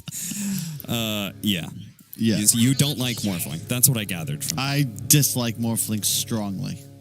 But is Morphling strong enough to actually win this game for Empire? If there was any hero in Dota that could do it, it would be the Morph. My big concern going into this game for them is that they just don't have a tower push. So you consider Extremum's lineup. They love being ran at. Like, please try us. They've got a Pango, they've got Stonegaze, Puck, etc. So if you're trying to do some sort of lengthy siege onto the tower, you're going to have a bad time. But the Morph is nice because you not only shred towers, but later on, if you get that item advantage, you don't really fear this Extremum lineup too much. And in fact, they don't really have a damn thing to do to you once you acquire a BKB. Well, they already changed things up a little bit here with this bottom lane. Earthshaker went for the offensive Fisher block, meaning the creep wave went into the tower, and so it'll actually push into the Pango, which, let me just say, I've played this matchup a number of times. Never like it. Pango versus Morphling. No, it's not fun. Yeah, laning phase is not good for you, but... Well, it's just Morph just seems to hit too hard, too early on in the game. Level 3, level 4, you just feel so strong. Gwynbleidd's in some trouble. I like this, man. This Earthshaker's making some moves right now. He sets up the bottom lane for success, then immediately goes mid and might just win this lane for him. Even if they don't kill Gwynbleidd, he's going to have to pop that salve, and he'll still not be max health. Yeah, he will bring more regen, though. You're okay with this because you didn't have to leave lane. You got a couple creeps tonight, sure, but it just means you spend a salve. And laning in terms of CS is still relatively even. They're doing better up top than I would have expected. Mirana's in some trouble, actually. What? What? Yeah, I was about to say. There's going to be a pause coming in here. There's no way that sayuw wasn't disconnected. Otherwise, I was just about to charge them with 3-2-2. Unfortunate. I was like, why is this man trying to man fight a disruptor? Yeah, I respect that, though. G, the savvy veteran, he may have noticed he was DC'd, but you collect that first blood. Yeah. That's how it's done. I mean, this is a big match. They're trying to still potentially, no, they're not going to the major, but they would like to make sure that they are in the top six. Whoa. What do you mean they're not going They to the literally major? can't go to the major. It's wait, I lied. Yes. Just kidding. Sorry, I've been watching too much NASA. They could go to the major. They could go to the wild card absolutely stage. could. You didn't They have a listen good to- shot. Huh? We had an hour-long show talking about how they can make it to the major. Yeah, and they're the favorite, Yeah. in my view, to get to top 3. I was listening. I just lost some of the details. They're your favorite? Yeah. Over AS Monaco Gambit? Over Spirit? Yeah. The slight pause betrays you, Kyle. Maybe They got a good Did shot. you mean that they are your favorite in this series? Yes. Yes. Well, that's it is going to be a the next series is going to be against AS Monaco Gambit. So And that'll be pretty much for the spot. yeah, exactly. Unless something crazy happens with one of the other teams, we'll watch that. They very clearly disconnected there, but you got to take them where you can get them. I do always like this matchup of Disruptor versus Mirana. Yeah, Thunderstrike is one of those abilities that allows you to beat most 4 positions. Yep. I feel like the mini slow made it a better hero at this level. Like perhaps in a pub you won't be able to, or your typical Reddit Herald games, you don't get as many clicks off. But these top tier supports get like 3 or 4 extra attacks just because of that mini slow plus the vision. Yeah. Well, in which case, why aren't we seeing more of it, Kyle? I don't know. I think other 5s just give too much value. Like consider what a coddle does for you. Disruptor also a bit more dependent on levels and his ultimate in specific. When you consider, let's say, an Earthshaker who routinely is showing up to team fights like level 8 with a Blink Dagger and single-handedly killing 3 heroes. I was just checking out who Spirit have yet to play, because I feel like that's another potential contender between EXTREMUM and AS Monaco Gambit, and Spirit still has to play Na'Vi and Unique. Okay. So one series that they should win, but one series that is definitely an uphill battle. As Na'Vi have been incredibly dominant. Haven't really slowed down Shachlo too much. That Earthshaker Fisher did a lot for him, being able to get the solo experience. Nice block in there with the Fisher. Beautiful setup. EcNart does have the cogs. Oh, no. He pulled Shachlo in. Shachlo doesn't attempt to go for the kill, though. Just fights his way through the cogs and wants to get back to lane since the creep wave is pushing into him. Yeah. That top lane, by the way, is what I like to call an unmitigated disaster. This Medusa has 1 more CS in comparison to the enemy Mirana. And this is what OD Mirana does to you. Petushara, just watch this, the Q coming out in a second. There it is. Wow. And a couple more seconds, he has another one. He doesn't need mana regen because he's got built-in... Oh, gwynbleidd. Oh. Chased away there. That was a close call. Had to dissimulate back up to the high ground, but he is not sitting very healthy. So even if that top lane isn't going well for the Medusa, What? mid is being... They picked Medusa into OD. Like, yeah. I would have to check win rates and stuff, but I always remember OD as being one of like the hard counters to Medusa. Yes. Not as much anymore, I suppose, because of the changes to the ultimate, but I mean, it's weird. I could see. I think it mostly is better for Medusa because it's mana based now. Petushara is going to die here, just straight up, right-click down to death. Nicely done by G to find that opportunity in the first place. EcNart manning up on Chu here, even though he has much less health, relying on the level 2 battery assault to win him the man fight, but Shachlo was coming over, so he had to kind of back away. Just to make sure. The 4-minute power rune was going over to gwynbleidd, a big one. He was not... Oh, he doesn't have his bottle yet. Never mind. That doesn't help him that much. No, it doesn't. But it does stop mellojul from grabbing it, so you take the wins so you can get them. I will say, the more Dota I play, the more Dota I watch, the more I think we've got to do something about these 4 through 10 minute runes. Like...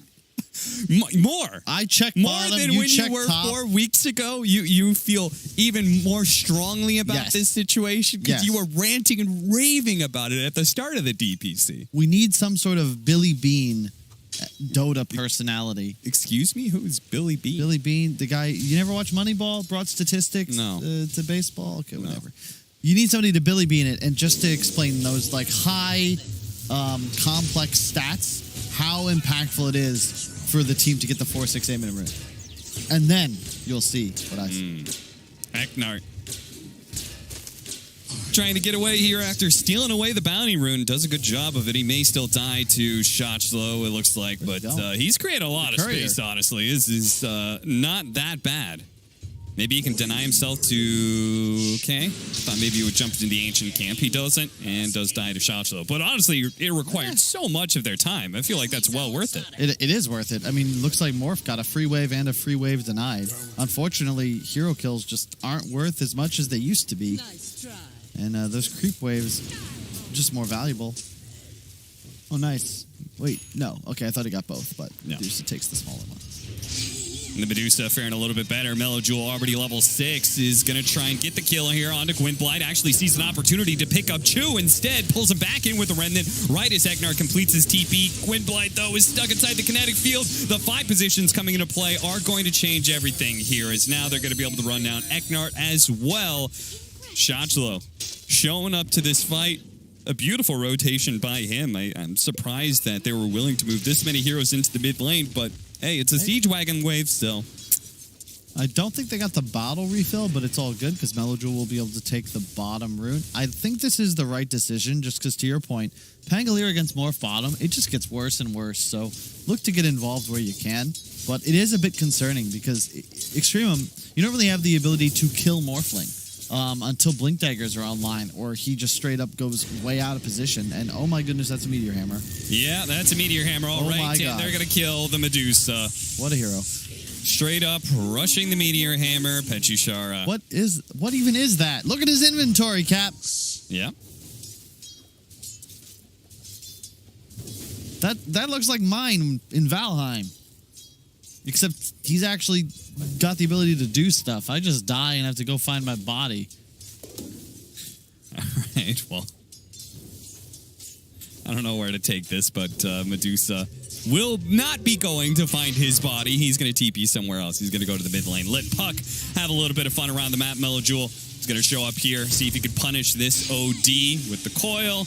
I imagine they have enough damage. We'll see. The imprisonment's going to slow things down. Chu actually not in position to be able running away. Yeah. What is this hero?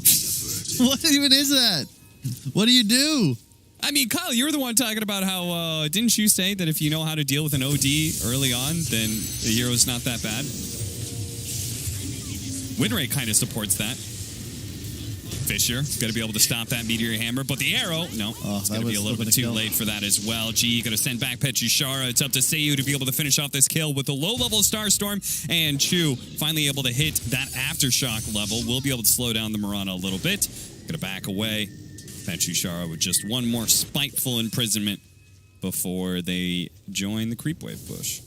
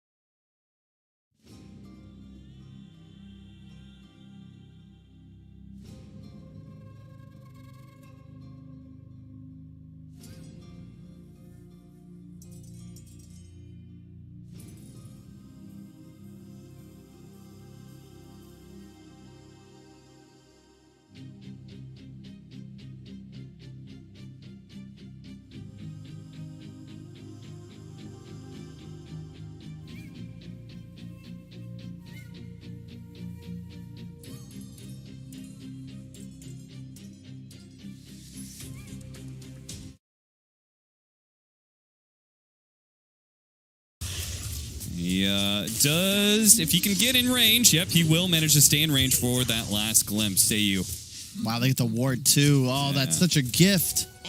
That's such a huge ward to take out. It was the only real aggressive vision that Radiant had placed thus far. The one they have near bottom ancients will be fading soon. But yeah, I was loving what Empire had cooking for them originally, but now I'm thinking, okay, well, the laning phase has gone on long enough. It's been 14 minutes. You have a hell of a lead. But if you notice, like, gwynbleidd hasn't moved. Morphling hasn't moved. And mid-tower specifically, I would have loved to see them threaten at least a little bit, because now you're in a scenario where EXTREMUM's teamfight is coming online. They've got the levels. Disruptor ult's ready. Puck coil's ready. You're going to have a blink and shaker in 500 gold. And that's where all these things change, because suddenly this OD with this itemization, yeah, it's solid in the aggressive footing, but you get blinked on or popped before that BKB, you're just going to die. You don't really have team fight to match on the side of Empire, at least not yet. Yeah, it does really seem like Empire is skipping over that step you're talking about of slowing down the Medusa, just focusing on the step of getting that first round of big items. The Aghanim Scepter for the Void Spirit, the BKB for the OD, and then Morphling. Yep. Finishing up that E-Blade. I mean, I legit would be mad if I was playing a public game of Dota 2, and I saw the Morphling that I had given an absolute free lane to, farming my own safe jungle. That's my concern here, because now you have E-Blade, sure, but it's like, what, you haven't taken this farm from your enemies. You've just been getting it from your own woods. Like, Medusa doesn't feel any pressure whatsoever, and consider how poor his laning phase started the game. Yeah, no, nefrit has certainly just been kind of cycling between that area of the map right there and then going back into the triangle, maybe occasionally showing up to a mid lane when it's needed. Empire are going to go for a bigger smoke now. Let's see if it's too late to make a successful maneuver. They're going to run into G first. EcNart finding the opposing fight position once again. Goes for the glimpse back with the Static Storm on top. That's going to be a bit of a waste. The E goes down. Shachlo, meanwhile, rolling on out onto Petushara. Petushara, who'd already used the imprisonment, very exposed here. Very likely, unless, no, maybe the save comes in. EcNart with a huge hit onto mellojul into the back line. They still managed to get a three-man coil set up with nefrit popping up the snow case. They're all getting stoned up together. Can nefrit finish him off with a little bit of damage that he has right now? He only gets one of them, and now he's on the run, out of mana and out of time. Smiling Knight puts him in the dirt. Triple kill for him, and possibly the quad. No! Chu comes in with a well-timed blink, able to take out two cores potentially. gwynbleidd jumps away. Last second is able to get out with 100 HP, so it's just the Morphling that goes down on the blink reveal, but what a timing from Chu. I mean, the reason he's not there, that fight goes a bit better for EXTREMUM, but Chu was straight up finishing his blink, ran back to base, waiting for enough mana to TP. The reason that the Void Spirit survives is because he didn't actually have the mana for Fisher. But you couldn't have... he got it just in time to turn that around, and they get the key kill onto Smiling Knight. Pressure, not letting up. Petushara is saying, okay, you've already shown most of your cards, and is going to continue with this Meteor Hammer assault onto the mid lane. Jump in from EcNart. Tried to go for the Cogs push into the arrow, but it didn't quite land in time. And now EcNart has sacrificed his life, potentially. The imprisonment, well played by Shachlo, driving back onto the imprisonment right as he would pop back out. And suddenly this game got really hard for Empire. You've now missed that initial timing, and you've got to wait for BKBs if you really want to make plays that will result in 5-on-5s. You can still find some pickoffs here and there, but I'd be a bit concerned. And notice, once again, more stacks being taken by nefrit. This is the third or fourth time I've seen a doubled Ancient. This is one is tripled. And this is the first time Smiling Knight has hit his own Ancients, so explains a little bit of that net worth disparity between the two heroes. Yeah, I mean, I don't think we've even seen too much of an attempt to even smoke into that place. I mean, we had the one time where gwynbleidd smoked up with EcNart and they ran into G, but they didn't try and, like, put wards down in the triangle. Hell, even just throwing a sentry and blocking the Ancient camp can at least stop one spawn. Yep, I really would have liked to see them address it. It's fine if you don't want to contest it, but blocking them would have been really nice, or even just stealing them. Like, I would have loved to see Morph, instead of farming his own easy or hard, just take enemy Ancients. As we discussed, that Morbid mask early, he had the neutral mask as well. Like you don't even take damage. The only thing you fear is a puck and disruptor rotation. Radiant's bottom tower Well, there's still plenty of time for them to right the ship, as this mid tower is going to be dying pretty soon here. If it's not an all-out push, even just a Meteor Hammer backdoor, Shachlo, ooh, couldn't get there in time for the deny. Ags up on the Void Spirit along with an Arcane Rune as well, so pretty big timing. You can see by his net worth he has hurt his ability to scale, but this is a really strong item in terms of how you will contribute to a team fight. Will it be enough is the question. Are they going to look to make something happen with this big spike? Echo back off cooldown. If you're Extremum, do you go for a play yourself when your abilities are off cooldown, or are you just content with guarding the Medusa as she makes her way back and forth? I think you're just chilling. I mean, you've seen all three of your cores have gone for more selfish itemization. You think, you know, really, that Medusa will be the hyper carry in this game. I think you're comfortable just hanging out.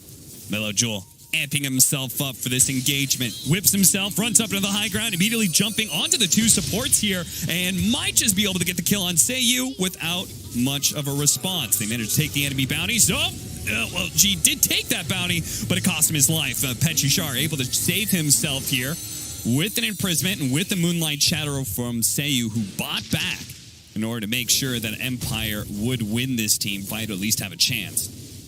Extremum, though, just retreat back to their triangle. Yeah. Good decision to cut and run. They all in for the OD there, but there just wasn't enough follow-up. I think Puckson's still on cooldown as well. sayuw has got to step it up a little bit, though. We've seen a lot of missed arrows, and kind of just gets caught napping there on top of the high ground.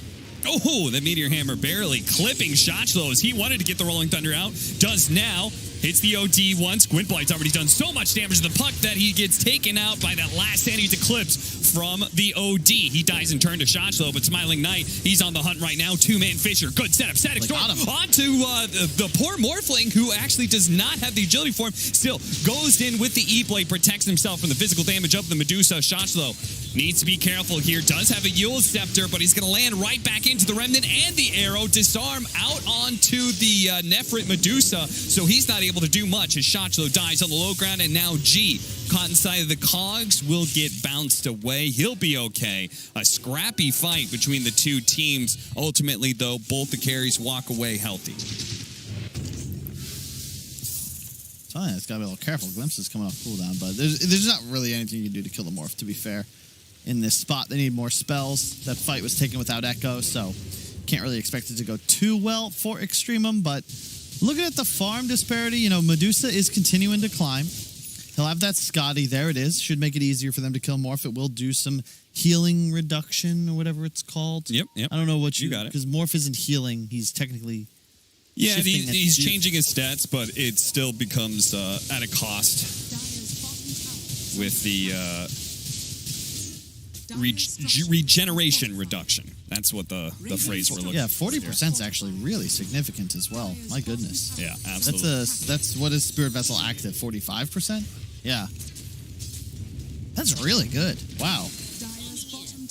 Surprised we don't see more Scotty. You know, I had that realization about Shiva's and how much of a heal reduction that represented, but Scotty is very significant. Kind of tailor-made for the Deuce as well. Yep. Survivability to boot. Yeah, absolutely. It's only 22 minutes, and Nefrit's already looking kind of like a mid-game boss. And this game goes on another 5-10. We're going to start getting Tier 3 neutral items coming out, which I feel naturally are much better for Medusa than many other heroes. His smokes are going to break here. Immediately getting the coil out onto the Void Spirit. The Essence Ring is going to protect him as well as the imprisonment. EcNart, though, maybe not as lucky. Used a hook shot to be able to go to his ally instead. Fisher on top of Gwynbleidd. He does fall. No matter how many saves they use, there is more disables left in the trunk here for Extremum. They got to be a little more disciplined, though, with their spell usage. You can kind of see the panic. This is the third or fourth time in a row I've seen just an immediate coil. It's a, oh crap, use all their spells on this guy. And Void Spirit as a target is real tough. You know, in reality, as soon as that defensive Astral comes down, I don't think anybody even needed to do anything other than overlapping with Disruptor ult. But I believe G actually missed the timing on Kinetic Field, and if it weren't for the Fisher, he would have been able to get out in time. So just chill a little, you know? We don't need to use all of our cooldowns on the first person we see. But you can also make the argument that you can't. You're a dude. I mean, they popped Stone Gaze when they ran in. But the trouble is, it's that reset. It's a buyback from an Empire core you take out that'll really get you into trouble because the next fight win will lead to a Roshan, and you don't want to give that away to a Morph. Hook shot onto the back lines. They're immediately going to jump. Chew. He's dead. Now can they chase Nefrit as well? Actually, maybe not because Shachlo and mellojul, they also jump the back line. Weren't able to get a kill out of it, but we're able to disrupt things significantly. Petushara really wants this courier, and he's going to regret it. Forced to pop the BKB, so he'll be okay, but still, all that for a courier, that feels a little silly. There's the Manta on the Morphling. His BKB timing will be quite formidable, but Roshan will be the objective. Look to see both teams start to play around it. Oh, nice glimpse back. Yeah. Free pickoff, one of those things about Disruptor. You got to be very disciplined in your positioning when you go from offense to backing away like that. I'd really like to see EXTREMUM utilize more plays like that. Like, hold the big ultimate, so hold up. Okay. Shachlo, he's going to run right into that Meteor Hammer. Now an arrow on an effort as well. He's going to be chain silenced up as well as gwynbleidd tries to jump into some of the heroes there and finish off Shachlo. He's actually now going to get jumped too. Caught by EcNart here. EcNart is just a heat-seeking missile for that Earthshaker. Does manage to put some pressure, but ultimately doesn't have the allies behind him, so he will die as that's a dieback from him. Now the coil out on a 2. Morphling going to be saved by the imprisonment, and he has the strength morph going on, so he'll be okay, but still, EXTREMUM on the march now as they no longer need to play defense. They can move out if they want. Can we get a quick replay of that? It looked like Smiling Light was just continuing to hit Ancients as this entire engagement began. Like, look, the Morphling is hitting Ancients. Yeah, and then he starts coming over. He's just hitting Ancients. Yeah, no, he's not trying to hit the Medusa at all. But then we're hooking in. Yeah, and EcNart sees on full go He mode. bought back. Yeah. He said, guys, let's do this. So there's obviously a disconnect here because EcNart is thinking, divide. Like, I'm killing enemy heroes, and his carry is simply not on the same page. I mean, to be fair, let's do this is a very open phrase. Maybe he thought, let's hit Ancients. You're right. But the new neutral items weren't even spawning yet. It's not 27 minutes yet. gwynbleidd, not sure what he can really do to Nefrit besides casually annoy him.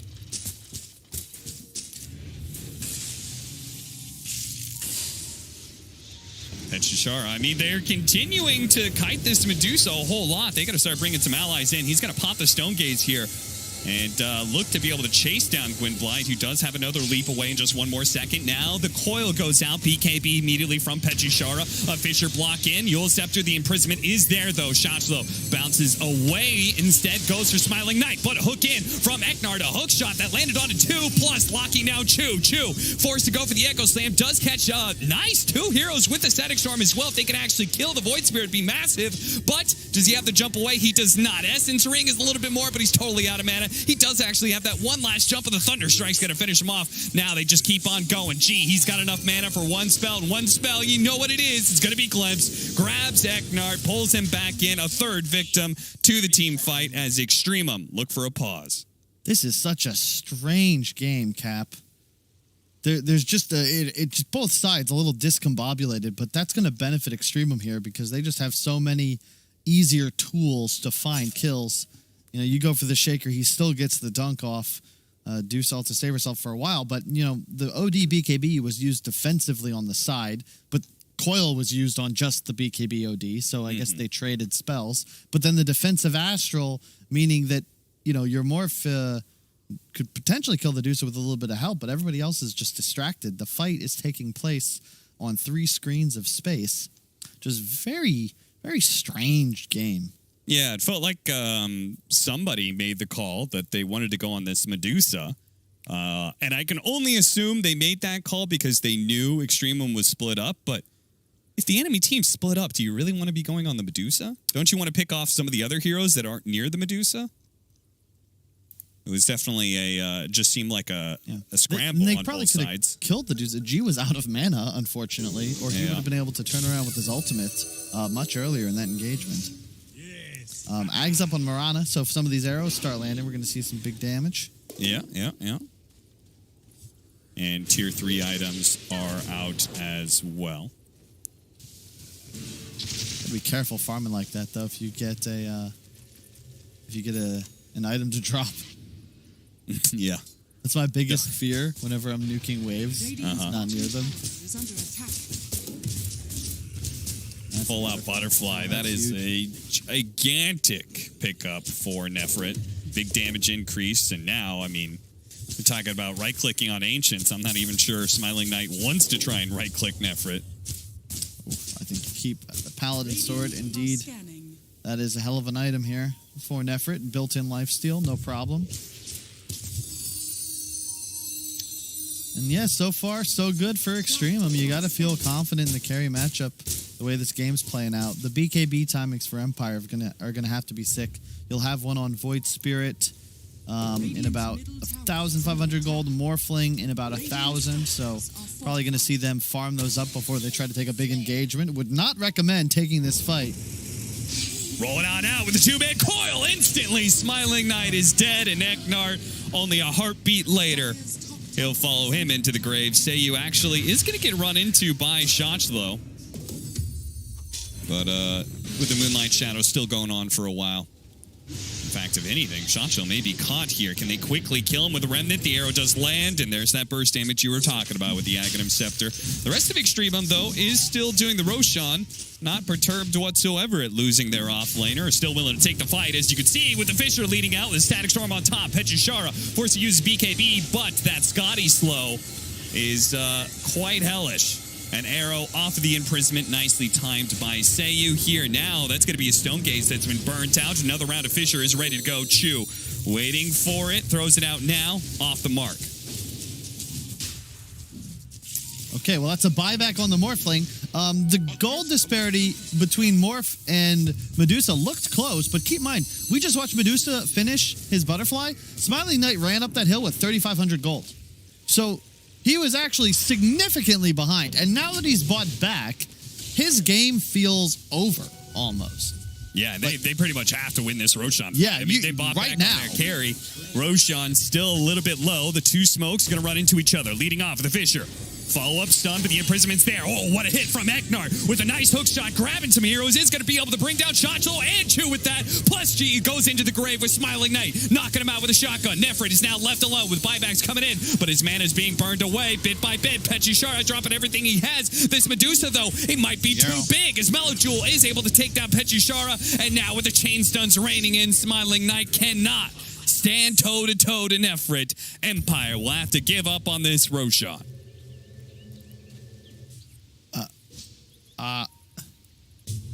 I don't even know what to say, Cap. Morph hit. Medusa's not dying. Yeah. It should have been pretty obvious he wasn't going to die over the initial 10 to 15 seconds of auto attacks. OD Morph are right-clicking into a butterfly. It's not going to be enough, Cap. Yeah. No, absolutely. Nice buybacks from Chew, but you know, I question the usage of the E-Blade combo as well onto support heroes.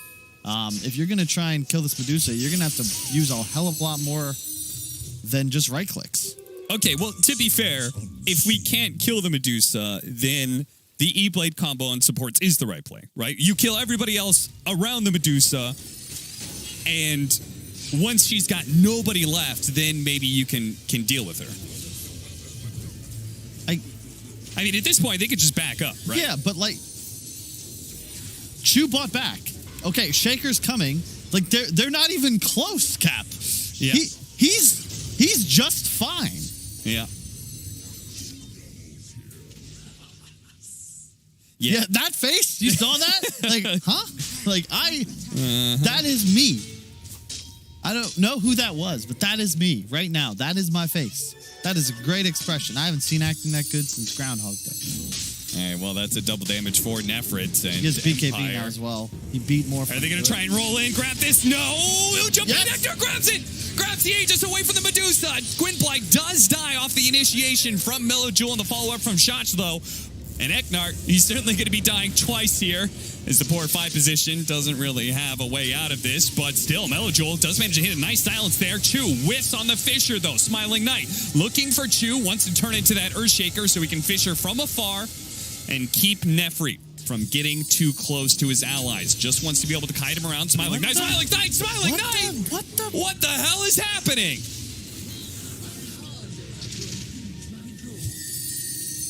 All right, well, Petushara, he's going to try and limp away and see if he can make it out. But, I mean, does it really matter if they make it out if their carry is suiciding in over and over and over again?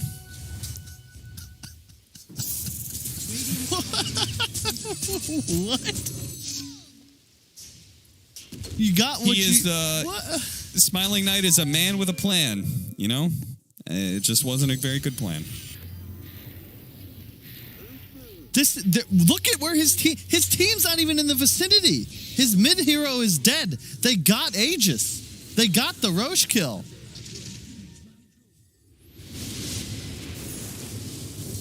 Okay, well. I thought it was March 22nd. It's still February. But, yeah, I don't really know what to say anymore, Cap. 10,000 gold lead for the Dusa. 27-17. I'm trying to, like, find a way here for Empire, but short of replacing their carry player with Ramses in between moments, yeah, I think they're in some trouble. They're going to start walking down lanes here on this dire side.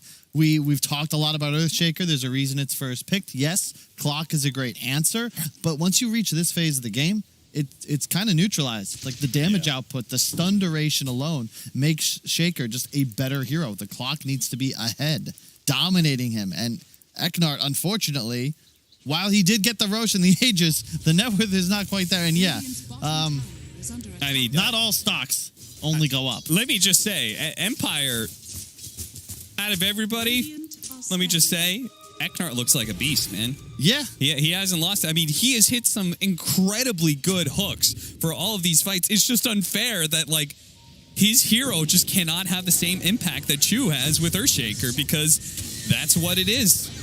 As you can see, Chew making good use of the Fisher walking there multiple times in order to get down cliffs. They're going to be able to find G as he steps a little bit too far ahead. Hook shot that whiffs this time around as Chew stopped and stood still for a moment there. Petushara goes for the imprisonment. They're trying to help him out. They give him the whip, but he's stuck inside the coil. Not much he could do here without a blink dagger. Smiling Knight. Smiling Knight. Well, I mean, Petushara is very dead. I don't think you need to try and help him. It's only going to potentially cost you your life as well, as now Gwynbleidd, he starts coming in, E-Blade onto himself. They might be able to get some enough damage. Oh, never mind. Chew hits the Echo Slam, keeps Gwynbleidd in his place, and Smiling Knight, who thought to save Petushara, in turn gets his mid laner killed. And it's just getting out of control. Medusa 25, Split Shot uses modifiers, the Scotty, soon to have a Daedalus. Like, this is going to get nuts. And I love Medusa as a carry concept because, you know, we talked about that one fight where Smiling Knight had to hold gold because he was trying to save for BKB, maybe buyback. Medusa, you don't die, so you just spend all your money. And, we've seen this story before. Or have we? Stonegaze trying to get in front of him. Smiling Knight looking to be able to dodge that. Waveform's away. Does still have the Manta. EcNart, though, he got a little bit too close, and that Scotty will tear him a new one. Godlike for nefrit, as the arrow is going to be blocked by mellojul. I'm going to say blocked. He saved the Siege Wagon's life. I don't know if it was intended or not, but it does allow them to keep this push going. Petushara, he's going to have to do a lot here. He's going to have to hit imprisonment after imprisonment. Arrow after arrow, though, will whiff. I mean, at this point, it's just kind of rudimentary. Yeah, you just push, spam Fishers, eventually find a lockdown. You're going to have Ag's coil up. 2 imprisonments paired with 2 arrows that miss. Petushara, this time he tries to get close, and he's going to be forced to use his BKB as Shachlo threatens him with Rolling Thunder. That's going to be one lane of barracks. They do manage to bring down mellojul, popping in. Smiling Knight going agility form. Man fighting up against nefrit. Nefrit is low on mana. Smiling Knight, though, is even lower on health and needs to be able to waveform away. He's got it coming up, the imprisonment save. And EcNart gets the hit immediately on the Chu, who walks right out of the cogs thanks to the Fisher. Gwynbleidd, though, he tried to challenge nefrit. Nefrit, even on no mana, is able to go toe-to-toe. They have to chase him down at this point. They've got to do something. They cannot afford to let this man escape. But Chu just jumps in and still manages to bring down Petushara. Smiling Knight does not have an Aghanim Scepter, so he doesn't quite have that mobility. Nefrit, TP out. He makes it away. He's able to get out. G putting the Thunder Strike on himself now for that extra bit of movement speed. We'll go ahead and get on out of here. That was sick. He used it on Dusa in that fight when he turned and just smashed everybody on the high ground. And, I mean, they get racks. Could have been a little dicey, but they do force buybacks. So, you know, all still fair for EXTREMUM here. Just kind of have to keep their composure, make sure that they continue to take fights this 5. We had the Morph BKB online. We finally saw it in that fight. Smiling Knight. Okay, you're making me nervous, man. Every single time he tries to fight nefrit, it starts off with him losing half of his health and trying to recover from there. I mean, eventually, if you get the Aghanim Scepter, then, you know, the game's wide open. You turn into the Earthshaker, you start hopping around and stuff. Like, this is, I think, part of their game plan. But it just needs that Daedalus. Well, MKB first, then the Ags. And then you're in business. Well, do you need the MKB? Because technically, Enchant Totem gives you True Strike. True. Which one do you? I mean, which one are you going to put priority into? Is my question. He's obviously going Aghanim Scepter, but what would you go? It's Ags. Okay. It's the Shaker component that makes the hero seem kind of busted, as many people will tell you. I just point back to that buyback, man. Like walking up, saving so much gold, but then buying back and not immediately getting massive dividends, like that just straight up ruins your game as a carry player. Yeah. Because that next death as well was almost 2 minutes long. Like, you just can't really recover from that spot. And you can have an Ags on Deuces too. My God, yeah, this is very cool. We'll talk about the item builds in a bit here. If the game doesn't flat out end, they're going to try and get a remnant pullback on this very long imprisonment. They could have pulled them up to the high ground potentially. Another round, arrow's going to land onto him, keeping him in place here, but he is being disabled for years and years and years. A third round of imprisonment. He's running low on mana, but Morphling running low on health again. This Smiling Knight hit by Shachlo is immediately dropped pretty low. He's able to turn into the Pango. Not sure if that's what he wants, but Nefrit charging forward with his BKB. Smiling Knight gets caught by the coil. He dies in Pango form, and now Nefrit with no Morphling to threaten him can just casually run up the high ground, especially Petushara is going to be taking the Fisher to the face. Gwynbleidd does manage to kill Shachlo, though, off of that. Can Petushara get out of here? He's racked up a serious amount of mana. He drops the Sanity's Eclipse. It's not enough to kill anybody.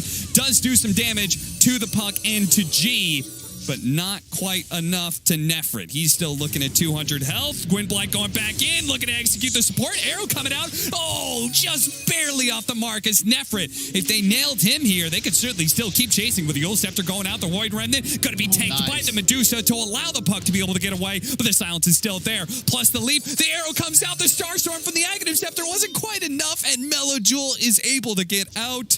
Gwynbleidd, he watches Nefrit walk away, but I don't think he has the mobility nor the disables to catch up to him. Man, Gwynbleidd, he's trying, man. Like, he is actually so far when you consider he rushed Ags. No upgraded boots, just straight up Ags. None of that innate mana regen that you typically see people get early on. He's going to go for an Aether Lens, or Aeon Disc now, which is... I'd say... What? I think he just messed up there. I think he lost 500 off of that exchange. I'd have to see the replay again, but I feel like he broke apart his old Arcane Boots and sold that Arcane Booster instead of the second one that he bought. I might be wrong, but... Okay. Yeah, so what? he never had Arcane Boots. I mean, he somehow ended up with 2 Arcanes. You're really going to put him through this? You're going to make... Yeah, see? He's got... Okay. He sold the one. No. But one of them, it went into his boots. Yeah. Right? Making Arcane Boots, so he had an extra mana booster. Yeah, but you don't lose gold off that, I don't think. Yeah, I don't think so. I think Well, he was actually Arcane. fine. If he but- used Arcanes, it would have activated it, and you wouldn't be able to disassemble and sell. So as long as he sold the other one, yeah, he's fine. He had the same gold. Cap, stop! What's wrong with you? What do you mean? What's wrong with me? I called out a play. Should be able to shop in private, Cap. We should not Whatever. go over this man's Google and Amazon purchase history. We don't know what we'll find there, and it's none of our business. I think, Kyle, you're acting a little nervous because you don't want people to be looking at your shopping history. That is not what. No. 17,000 net worth, 37 to 24 EXTREMUM in the lead here, but have yet to totally lock down this game. As even if Smiling Knight has struggled to have a good carry performance here, Petushara and gwynbleidd are certainly picking up the slack with their 3 and 2 position. This OD in the late game with the Aghanim Scepter has certainly been a bit of a problem for EXTREMUM. Yeah. Although I will say, you can see, I suppose this is the trouble with OD, because even after a dominant laning phase, you don't really feel like you're very farmed. 2-7-7, yeah, they're not winning the game, but you would have probably expected more out of such a stand-up performance. They got that tier 1 top at 10 minutes into the game. Free Roshan? Unless EcNart. He's very, very far away. My man sees it, but he cannot act on it. You wanted to bring up the Aghanim shard, by the way, the cold-blooded? Pretty nice. Oh, yeah. With all the single target abilities, I guess that's not a bad idea. Dire's bottom tower And then is under combine that with an Aghanim Scepter, which he was thinking about, might be an interesting play. But to be honest, I feel like you just keep building on damage. Yep. Swift Blink coming up. Love it. Just hit him. They're going to go towards top. At this point, EXTREMUM in a pretty dominating position. They've just got to make sure they keep their composure. Thank you for not teleporting, Mr. Dusa. You don't. If you TP bottom, then you're going to have to push bottom. The enemy side can do the exact same thing they're doing bottom to you top. You need to try and get ahead of the waves, cut creeps, let the more mobile heroes take your dead lane, and just go hit base. Yeah, I mean, you've got an Aegis. Like, you don't need the puck here the moment you get initiated on if you've got that second life. Now he's got that Swift Blink into play here, which will make him honestly terrifying. Oh, yeah. That extra attack speed. There's going to be so many shots. It just allows him to capitalize on the Ag's coil on the Fisher so much easier because he just blinks into the center of everything, pops ult. What do you do now? Yeah. Well, what does Empire do now? That is the question. It's time to show off the Morphling Aghanim Scepter. There we go. But part of the problem is he's got to actually see the Earthshaker if that's who he wants to turn into, which Chu is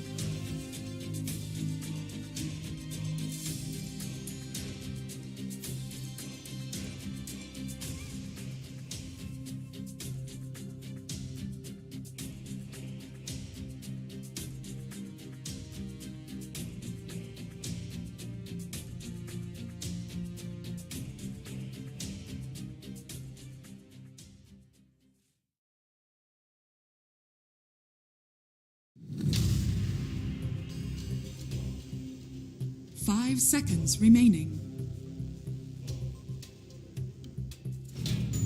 Dire team ban. Radiant team ban. Dire team ban.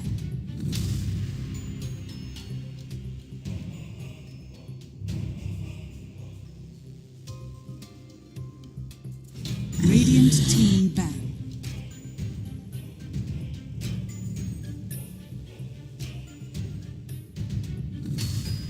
Dire team pick.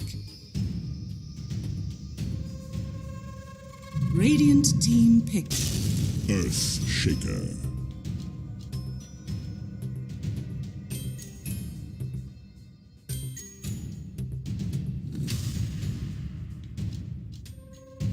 Dire team pick.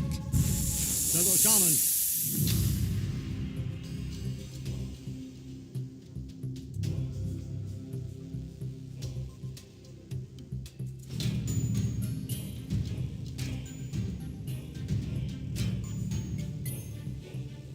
Seconds remaining.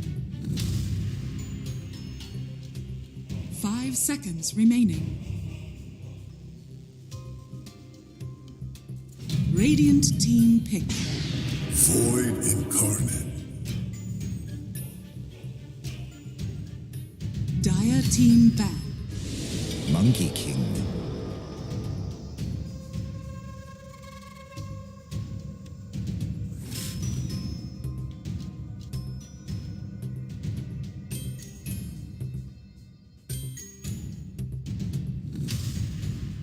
Seconds remaining. 5 seconds remaining. Radiant team ban.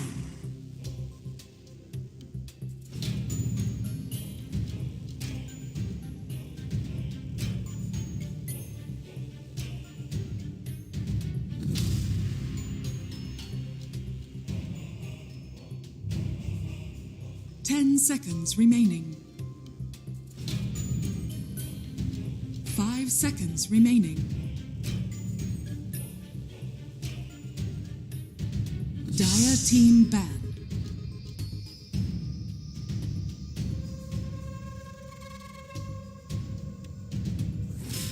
Radiant team ban.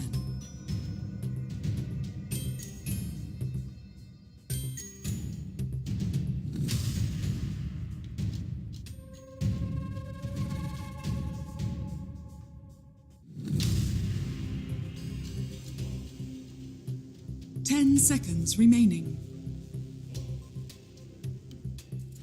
5 seconds remaining. Dire team ban.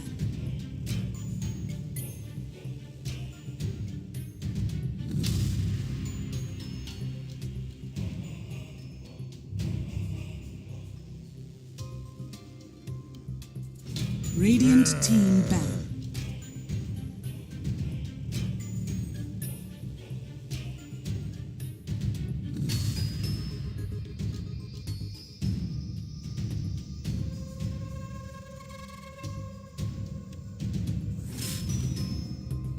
10 seconds remaining. 5 seconds remaining.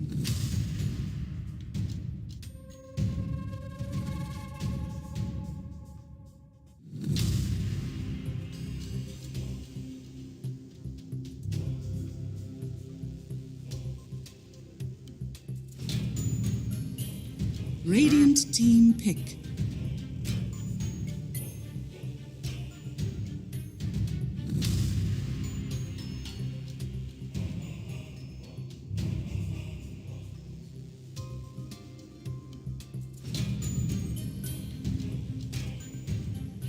Seconds remaining. 5 seconds remaining.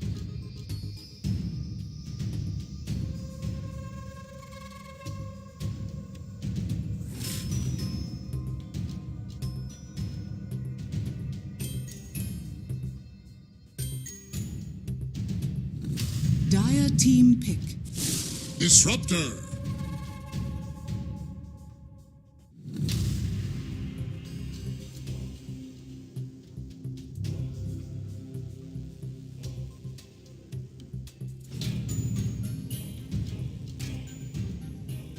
Seconds remaining. 5 seconds remaining. Radiant team pick. Enchantress.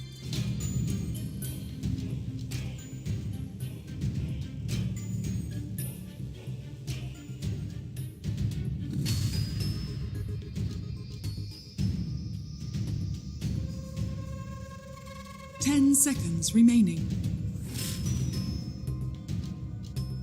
5 seconds remaining.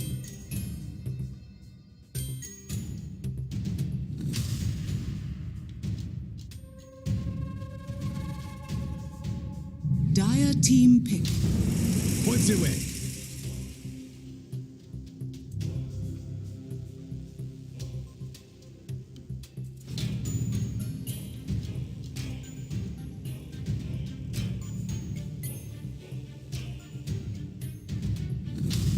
Team bad. Beastmaster.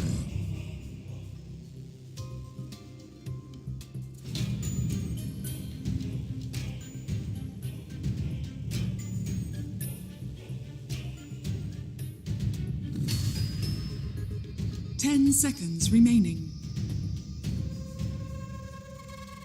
5 seconds remaining.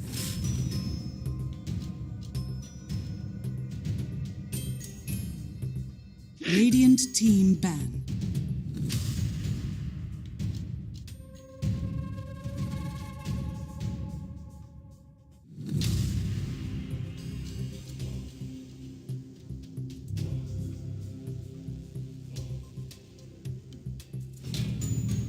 Seconds remaining. 5 seconds remaining. Dire team ban.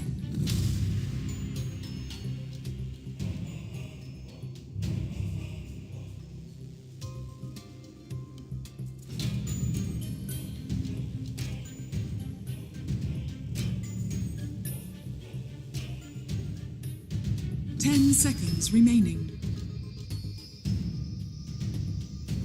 5 seconds remaining.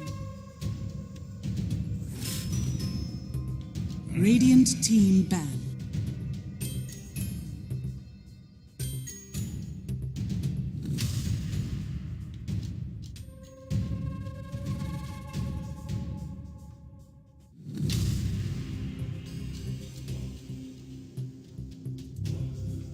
Seconds remaining. 5 seconds remaining. Pick.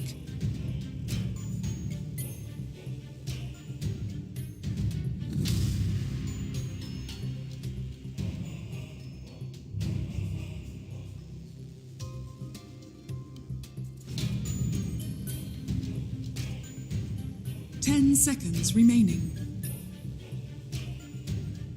Radiant team pick. Phantom Assassin.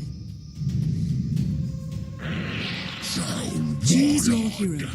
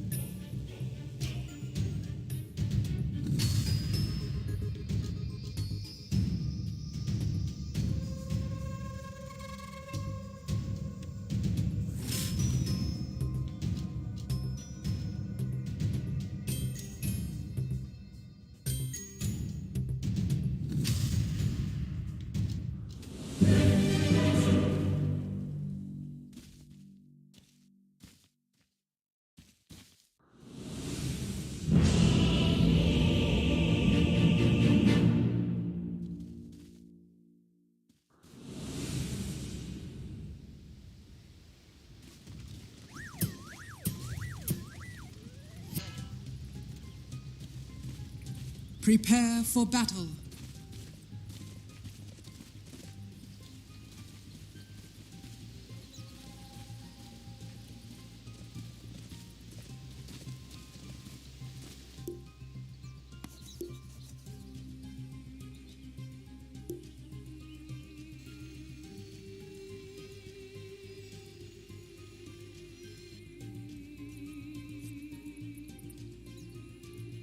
Try not to feed.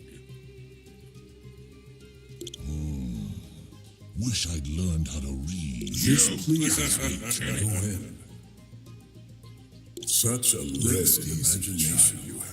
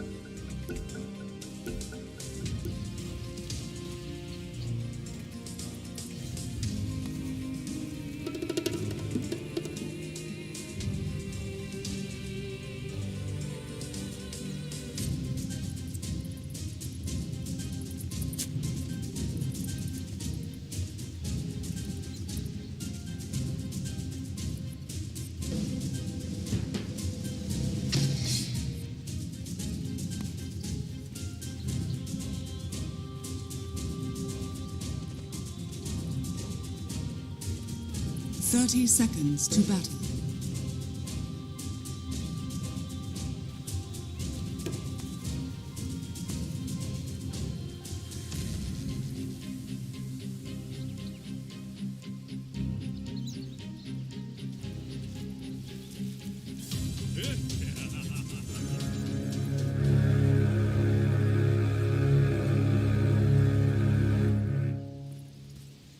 The battle begins.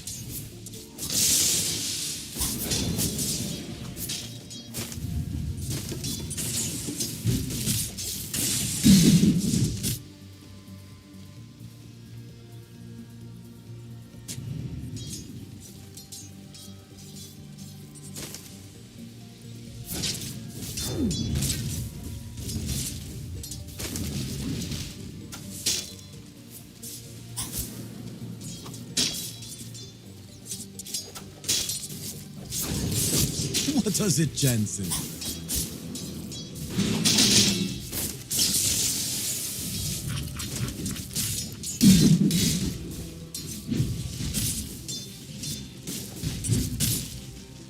Radiant's courier has been killed.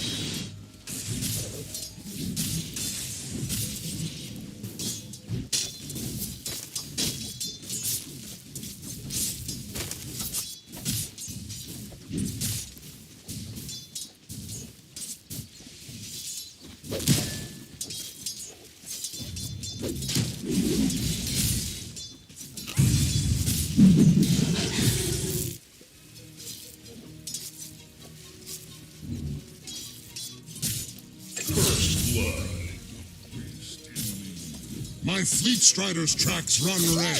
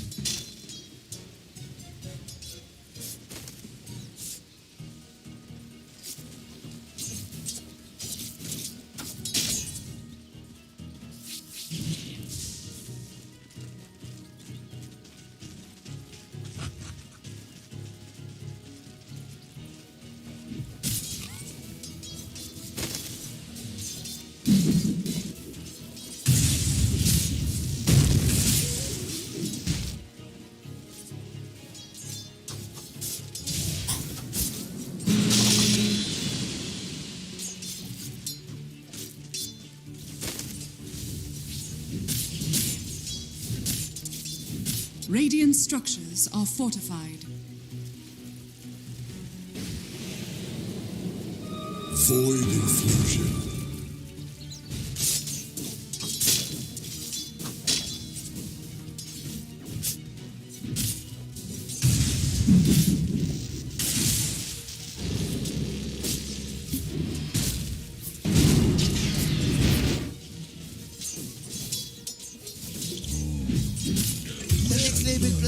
Label plate.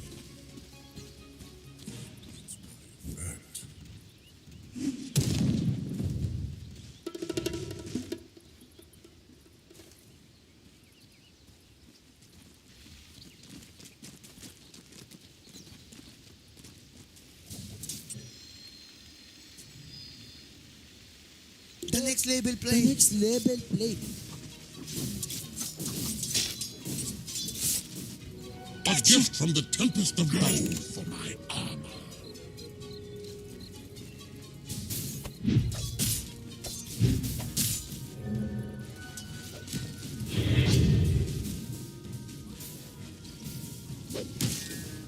Tranquilly. What weathermancery is this?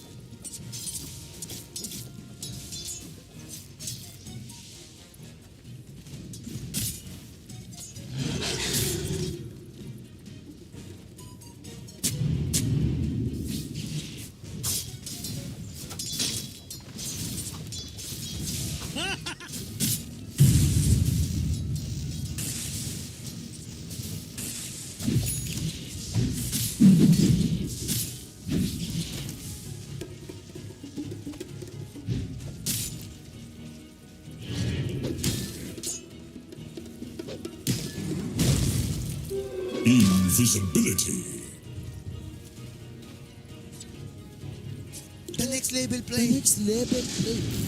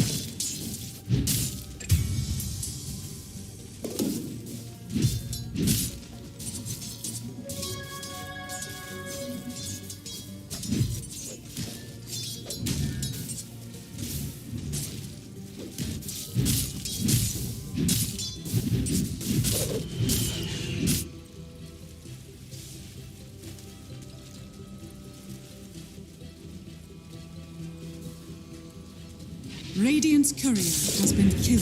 The next label The play. next label play.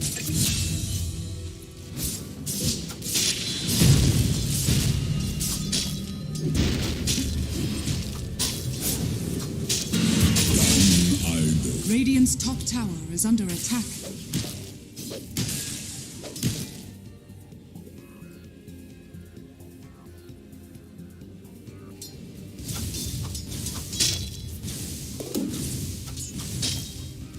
Radiant are scanning.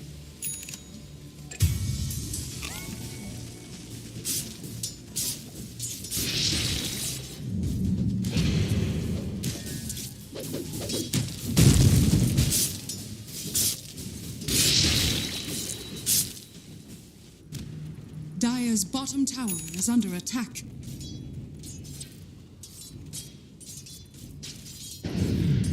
Radiant structures are fortified.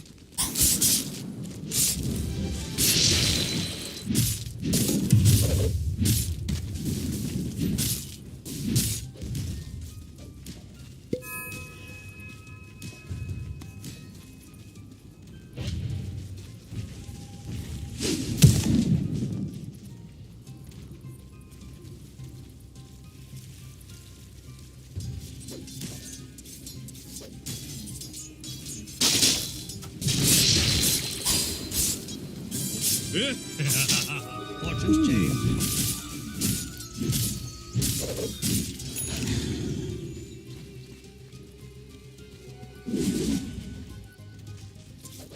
A gift from the tempest of battle.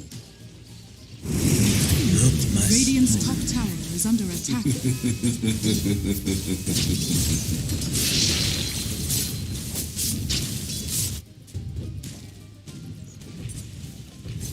Radiant's top tower is under attack.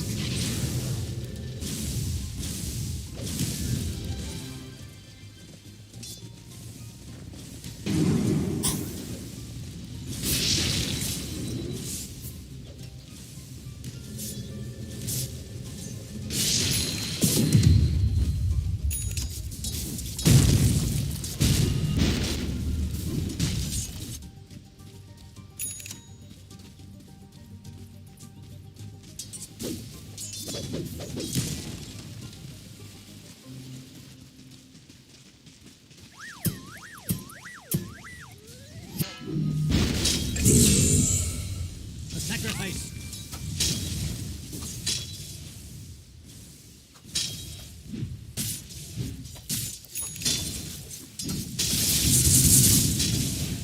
Dire's top tower is under attack.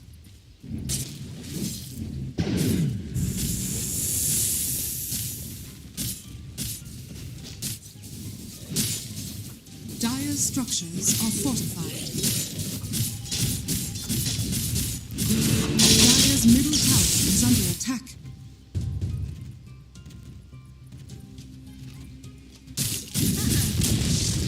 Dire's middle tower has fallen. Radiant's bottom tower is under attack.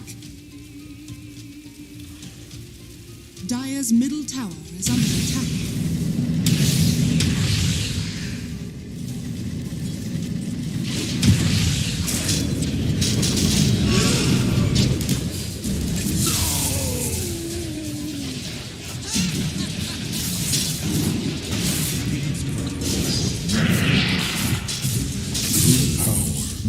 Attracts its own kind.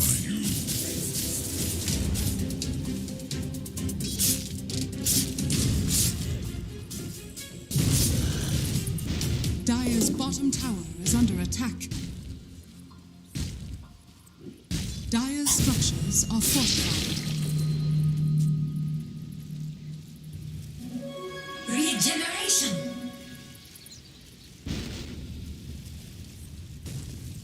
Dire's bottom tower is under attack. Dire's bottom tower has fallen. Radiant's middle tower is under attack.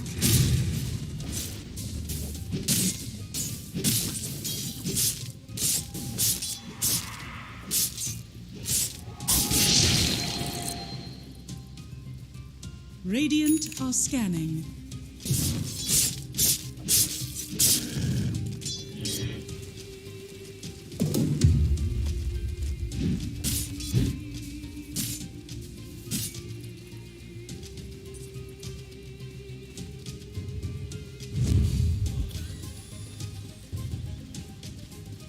Dire's top tower is under attack.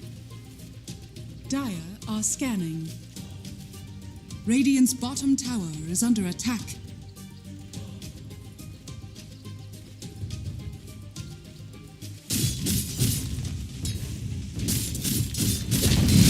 Dire's structures are fortified. Radiant's bottom tower has fallen.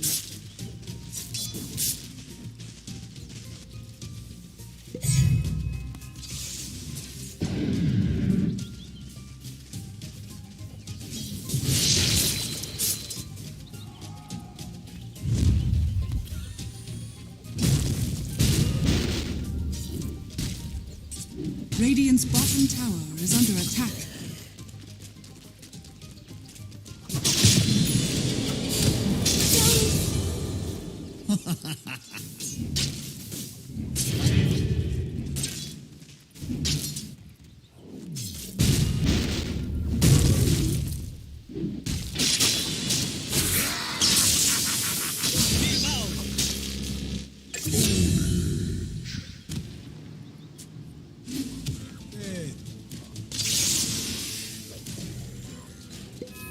Amazing what you've been laying the on. void. This'll come in handy. Kindred bounty.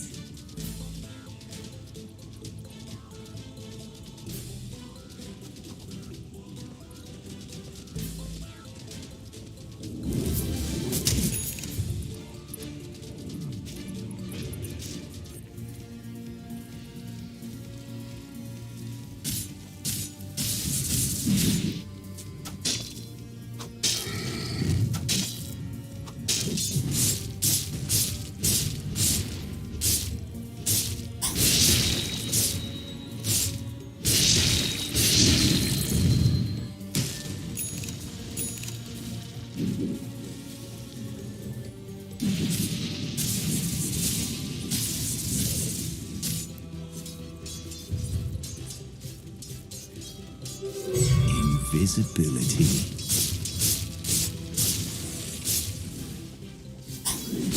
Dire's top tower is under attack.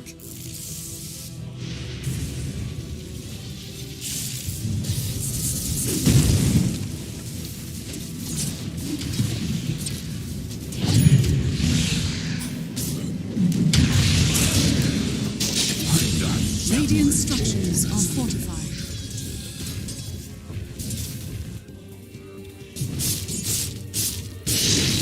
Dire's top tower is under attack. Dire's top tower has fallen.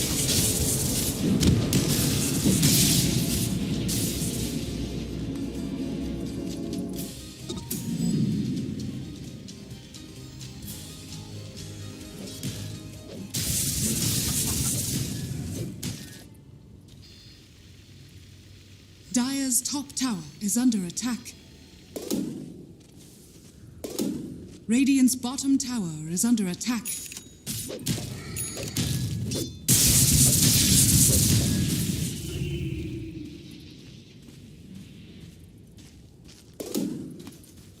Radiant's bottom tower is under attack. Dire's middle tower is under attack.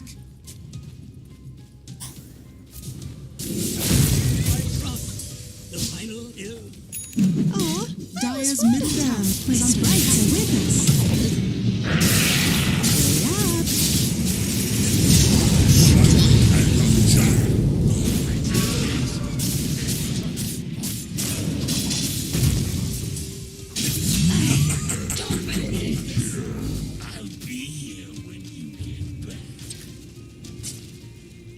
Radiant's courier has been killed.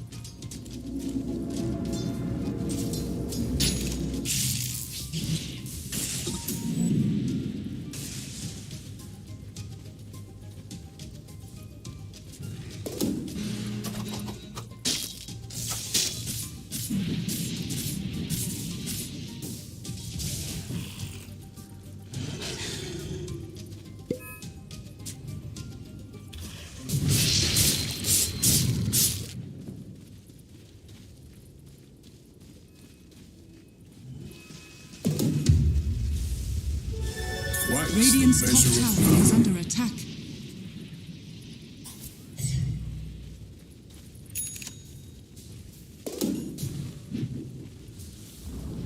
Radiant's top tower has fallen.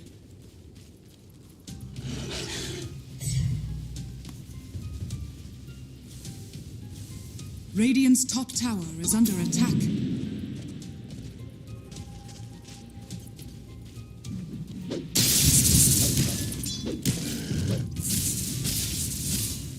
Dire's middle tower is under attack.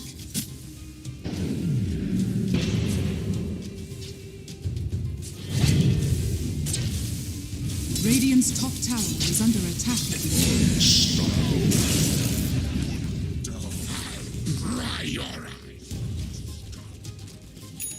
Radiant's top tower is under attack. Bounty shall learn how to lead. Fortune's change. Radiant's courier has been killed.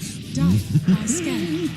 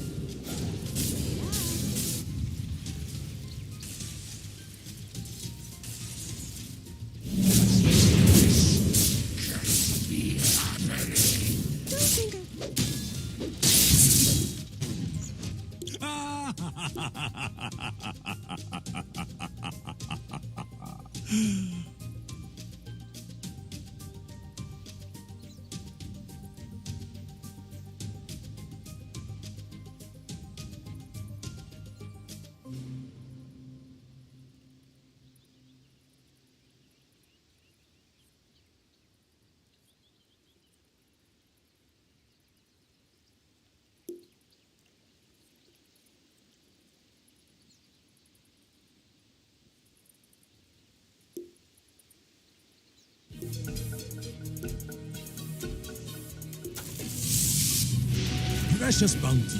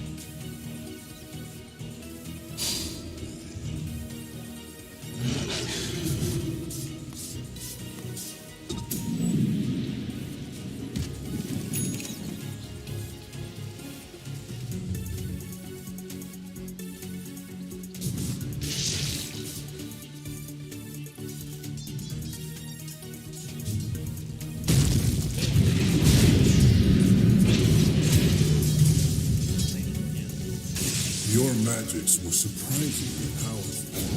The case was hopeless, I would say. Radiant's bottom tower is under attack.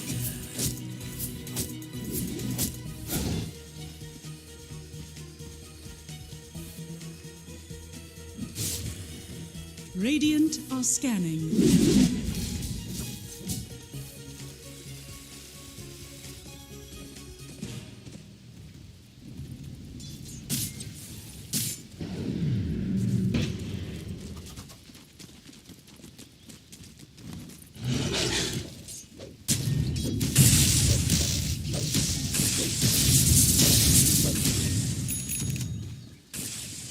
Yes.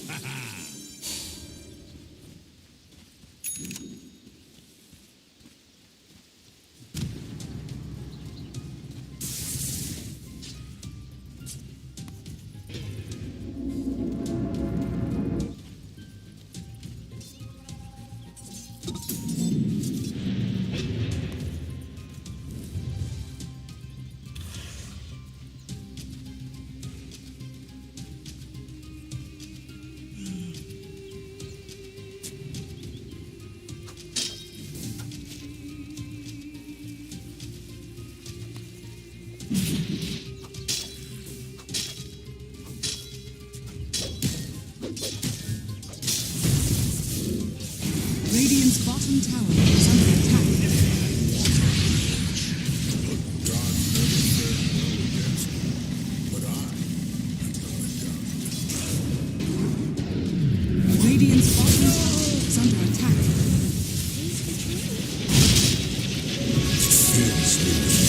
Healing power. Radiant's bottom tower is falling.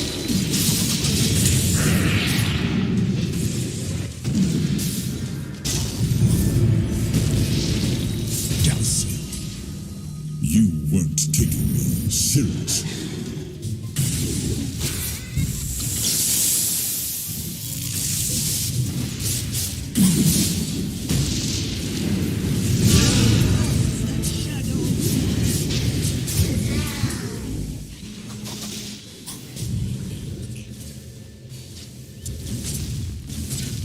Radiant structures are fortified. Radiant's middle tower is under attack.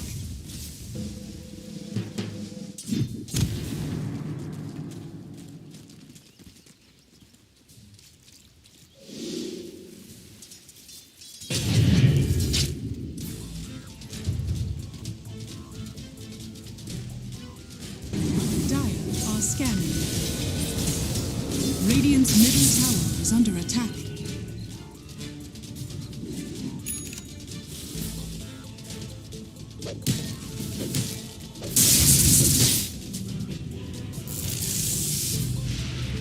Years of my delight.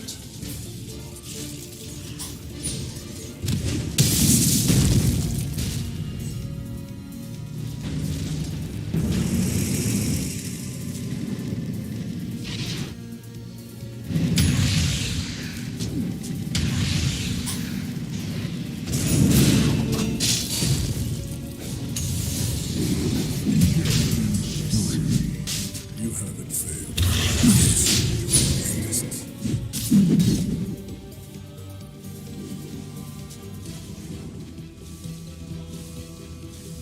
Radiant's top tower is under attack. Your Shan has fallen to the Dire. Dire's middle tower is under attack.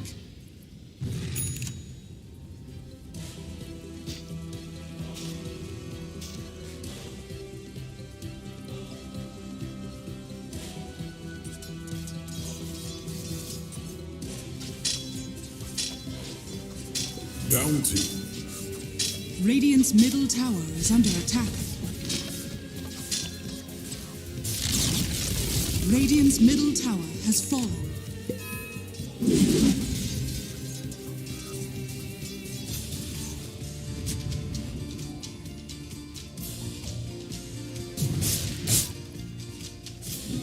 This will hasten my footfalls.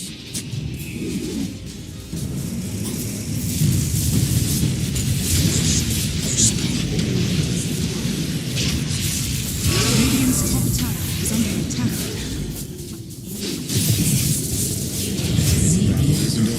Triple kill!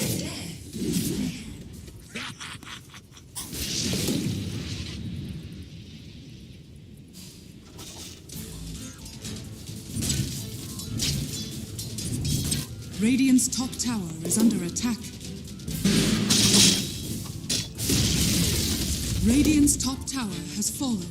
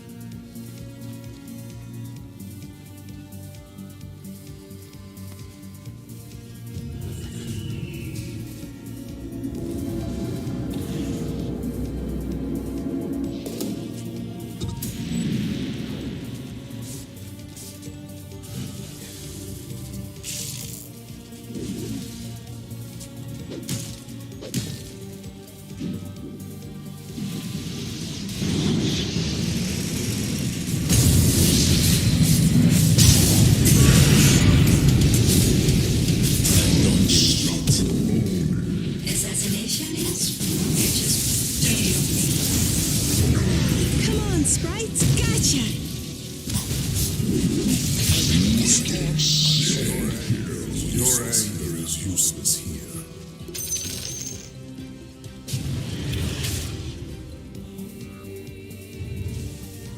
Radiant's middle tower is under attack.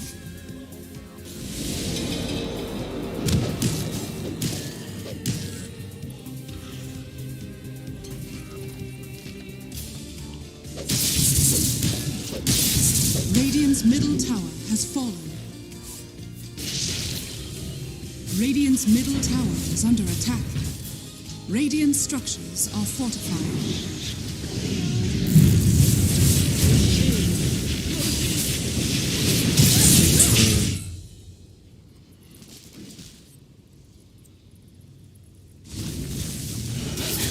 Radiant's bottom tower is under attack. Monster kill! Radiant's middle tower has fallen. Radiant's middle barracks are under attack.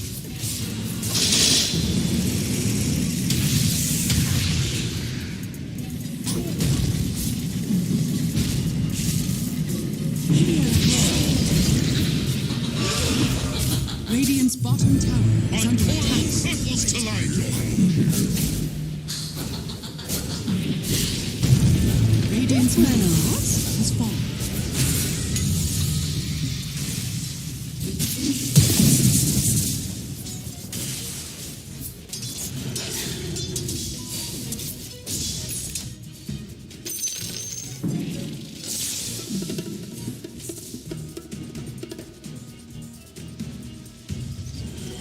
This should make my life easier. Haste! Radiant are scanning.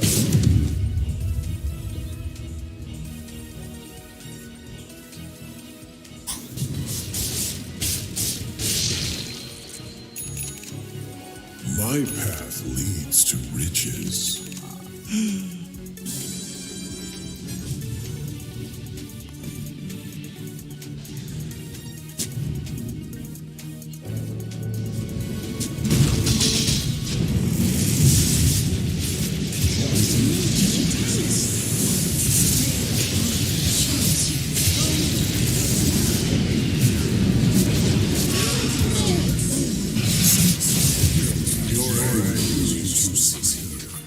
There's no shame in it.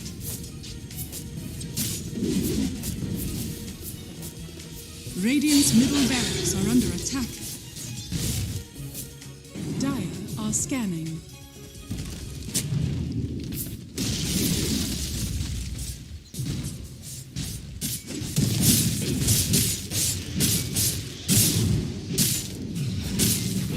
Radiant's bottom barracks are under attack. Shakedown.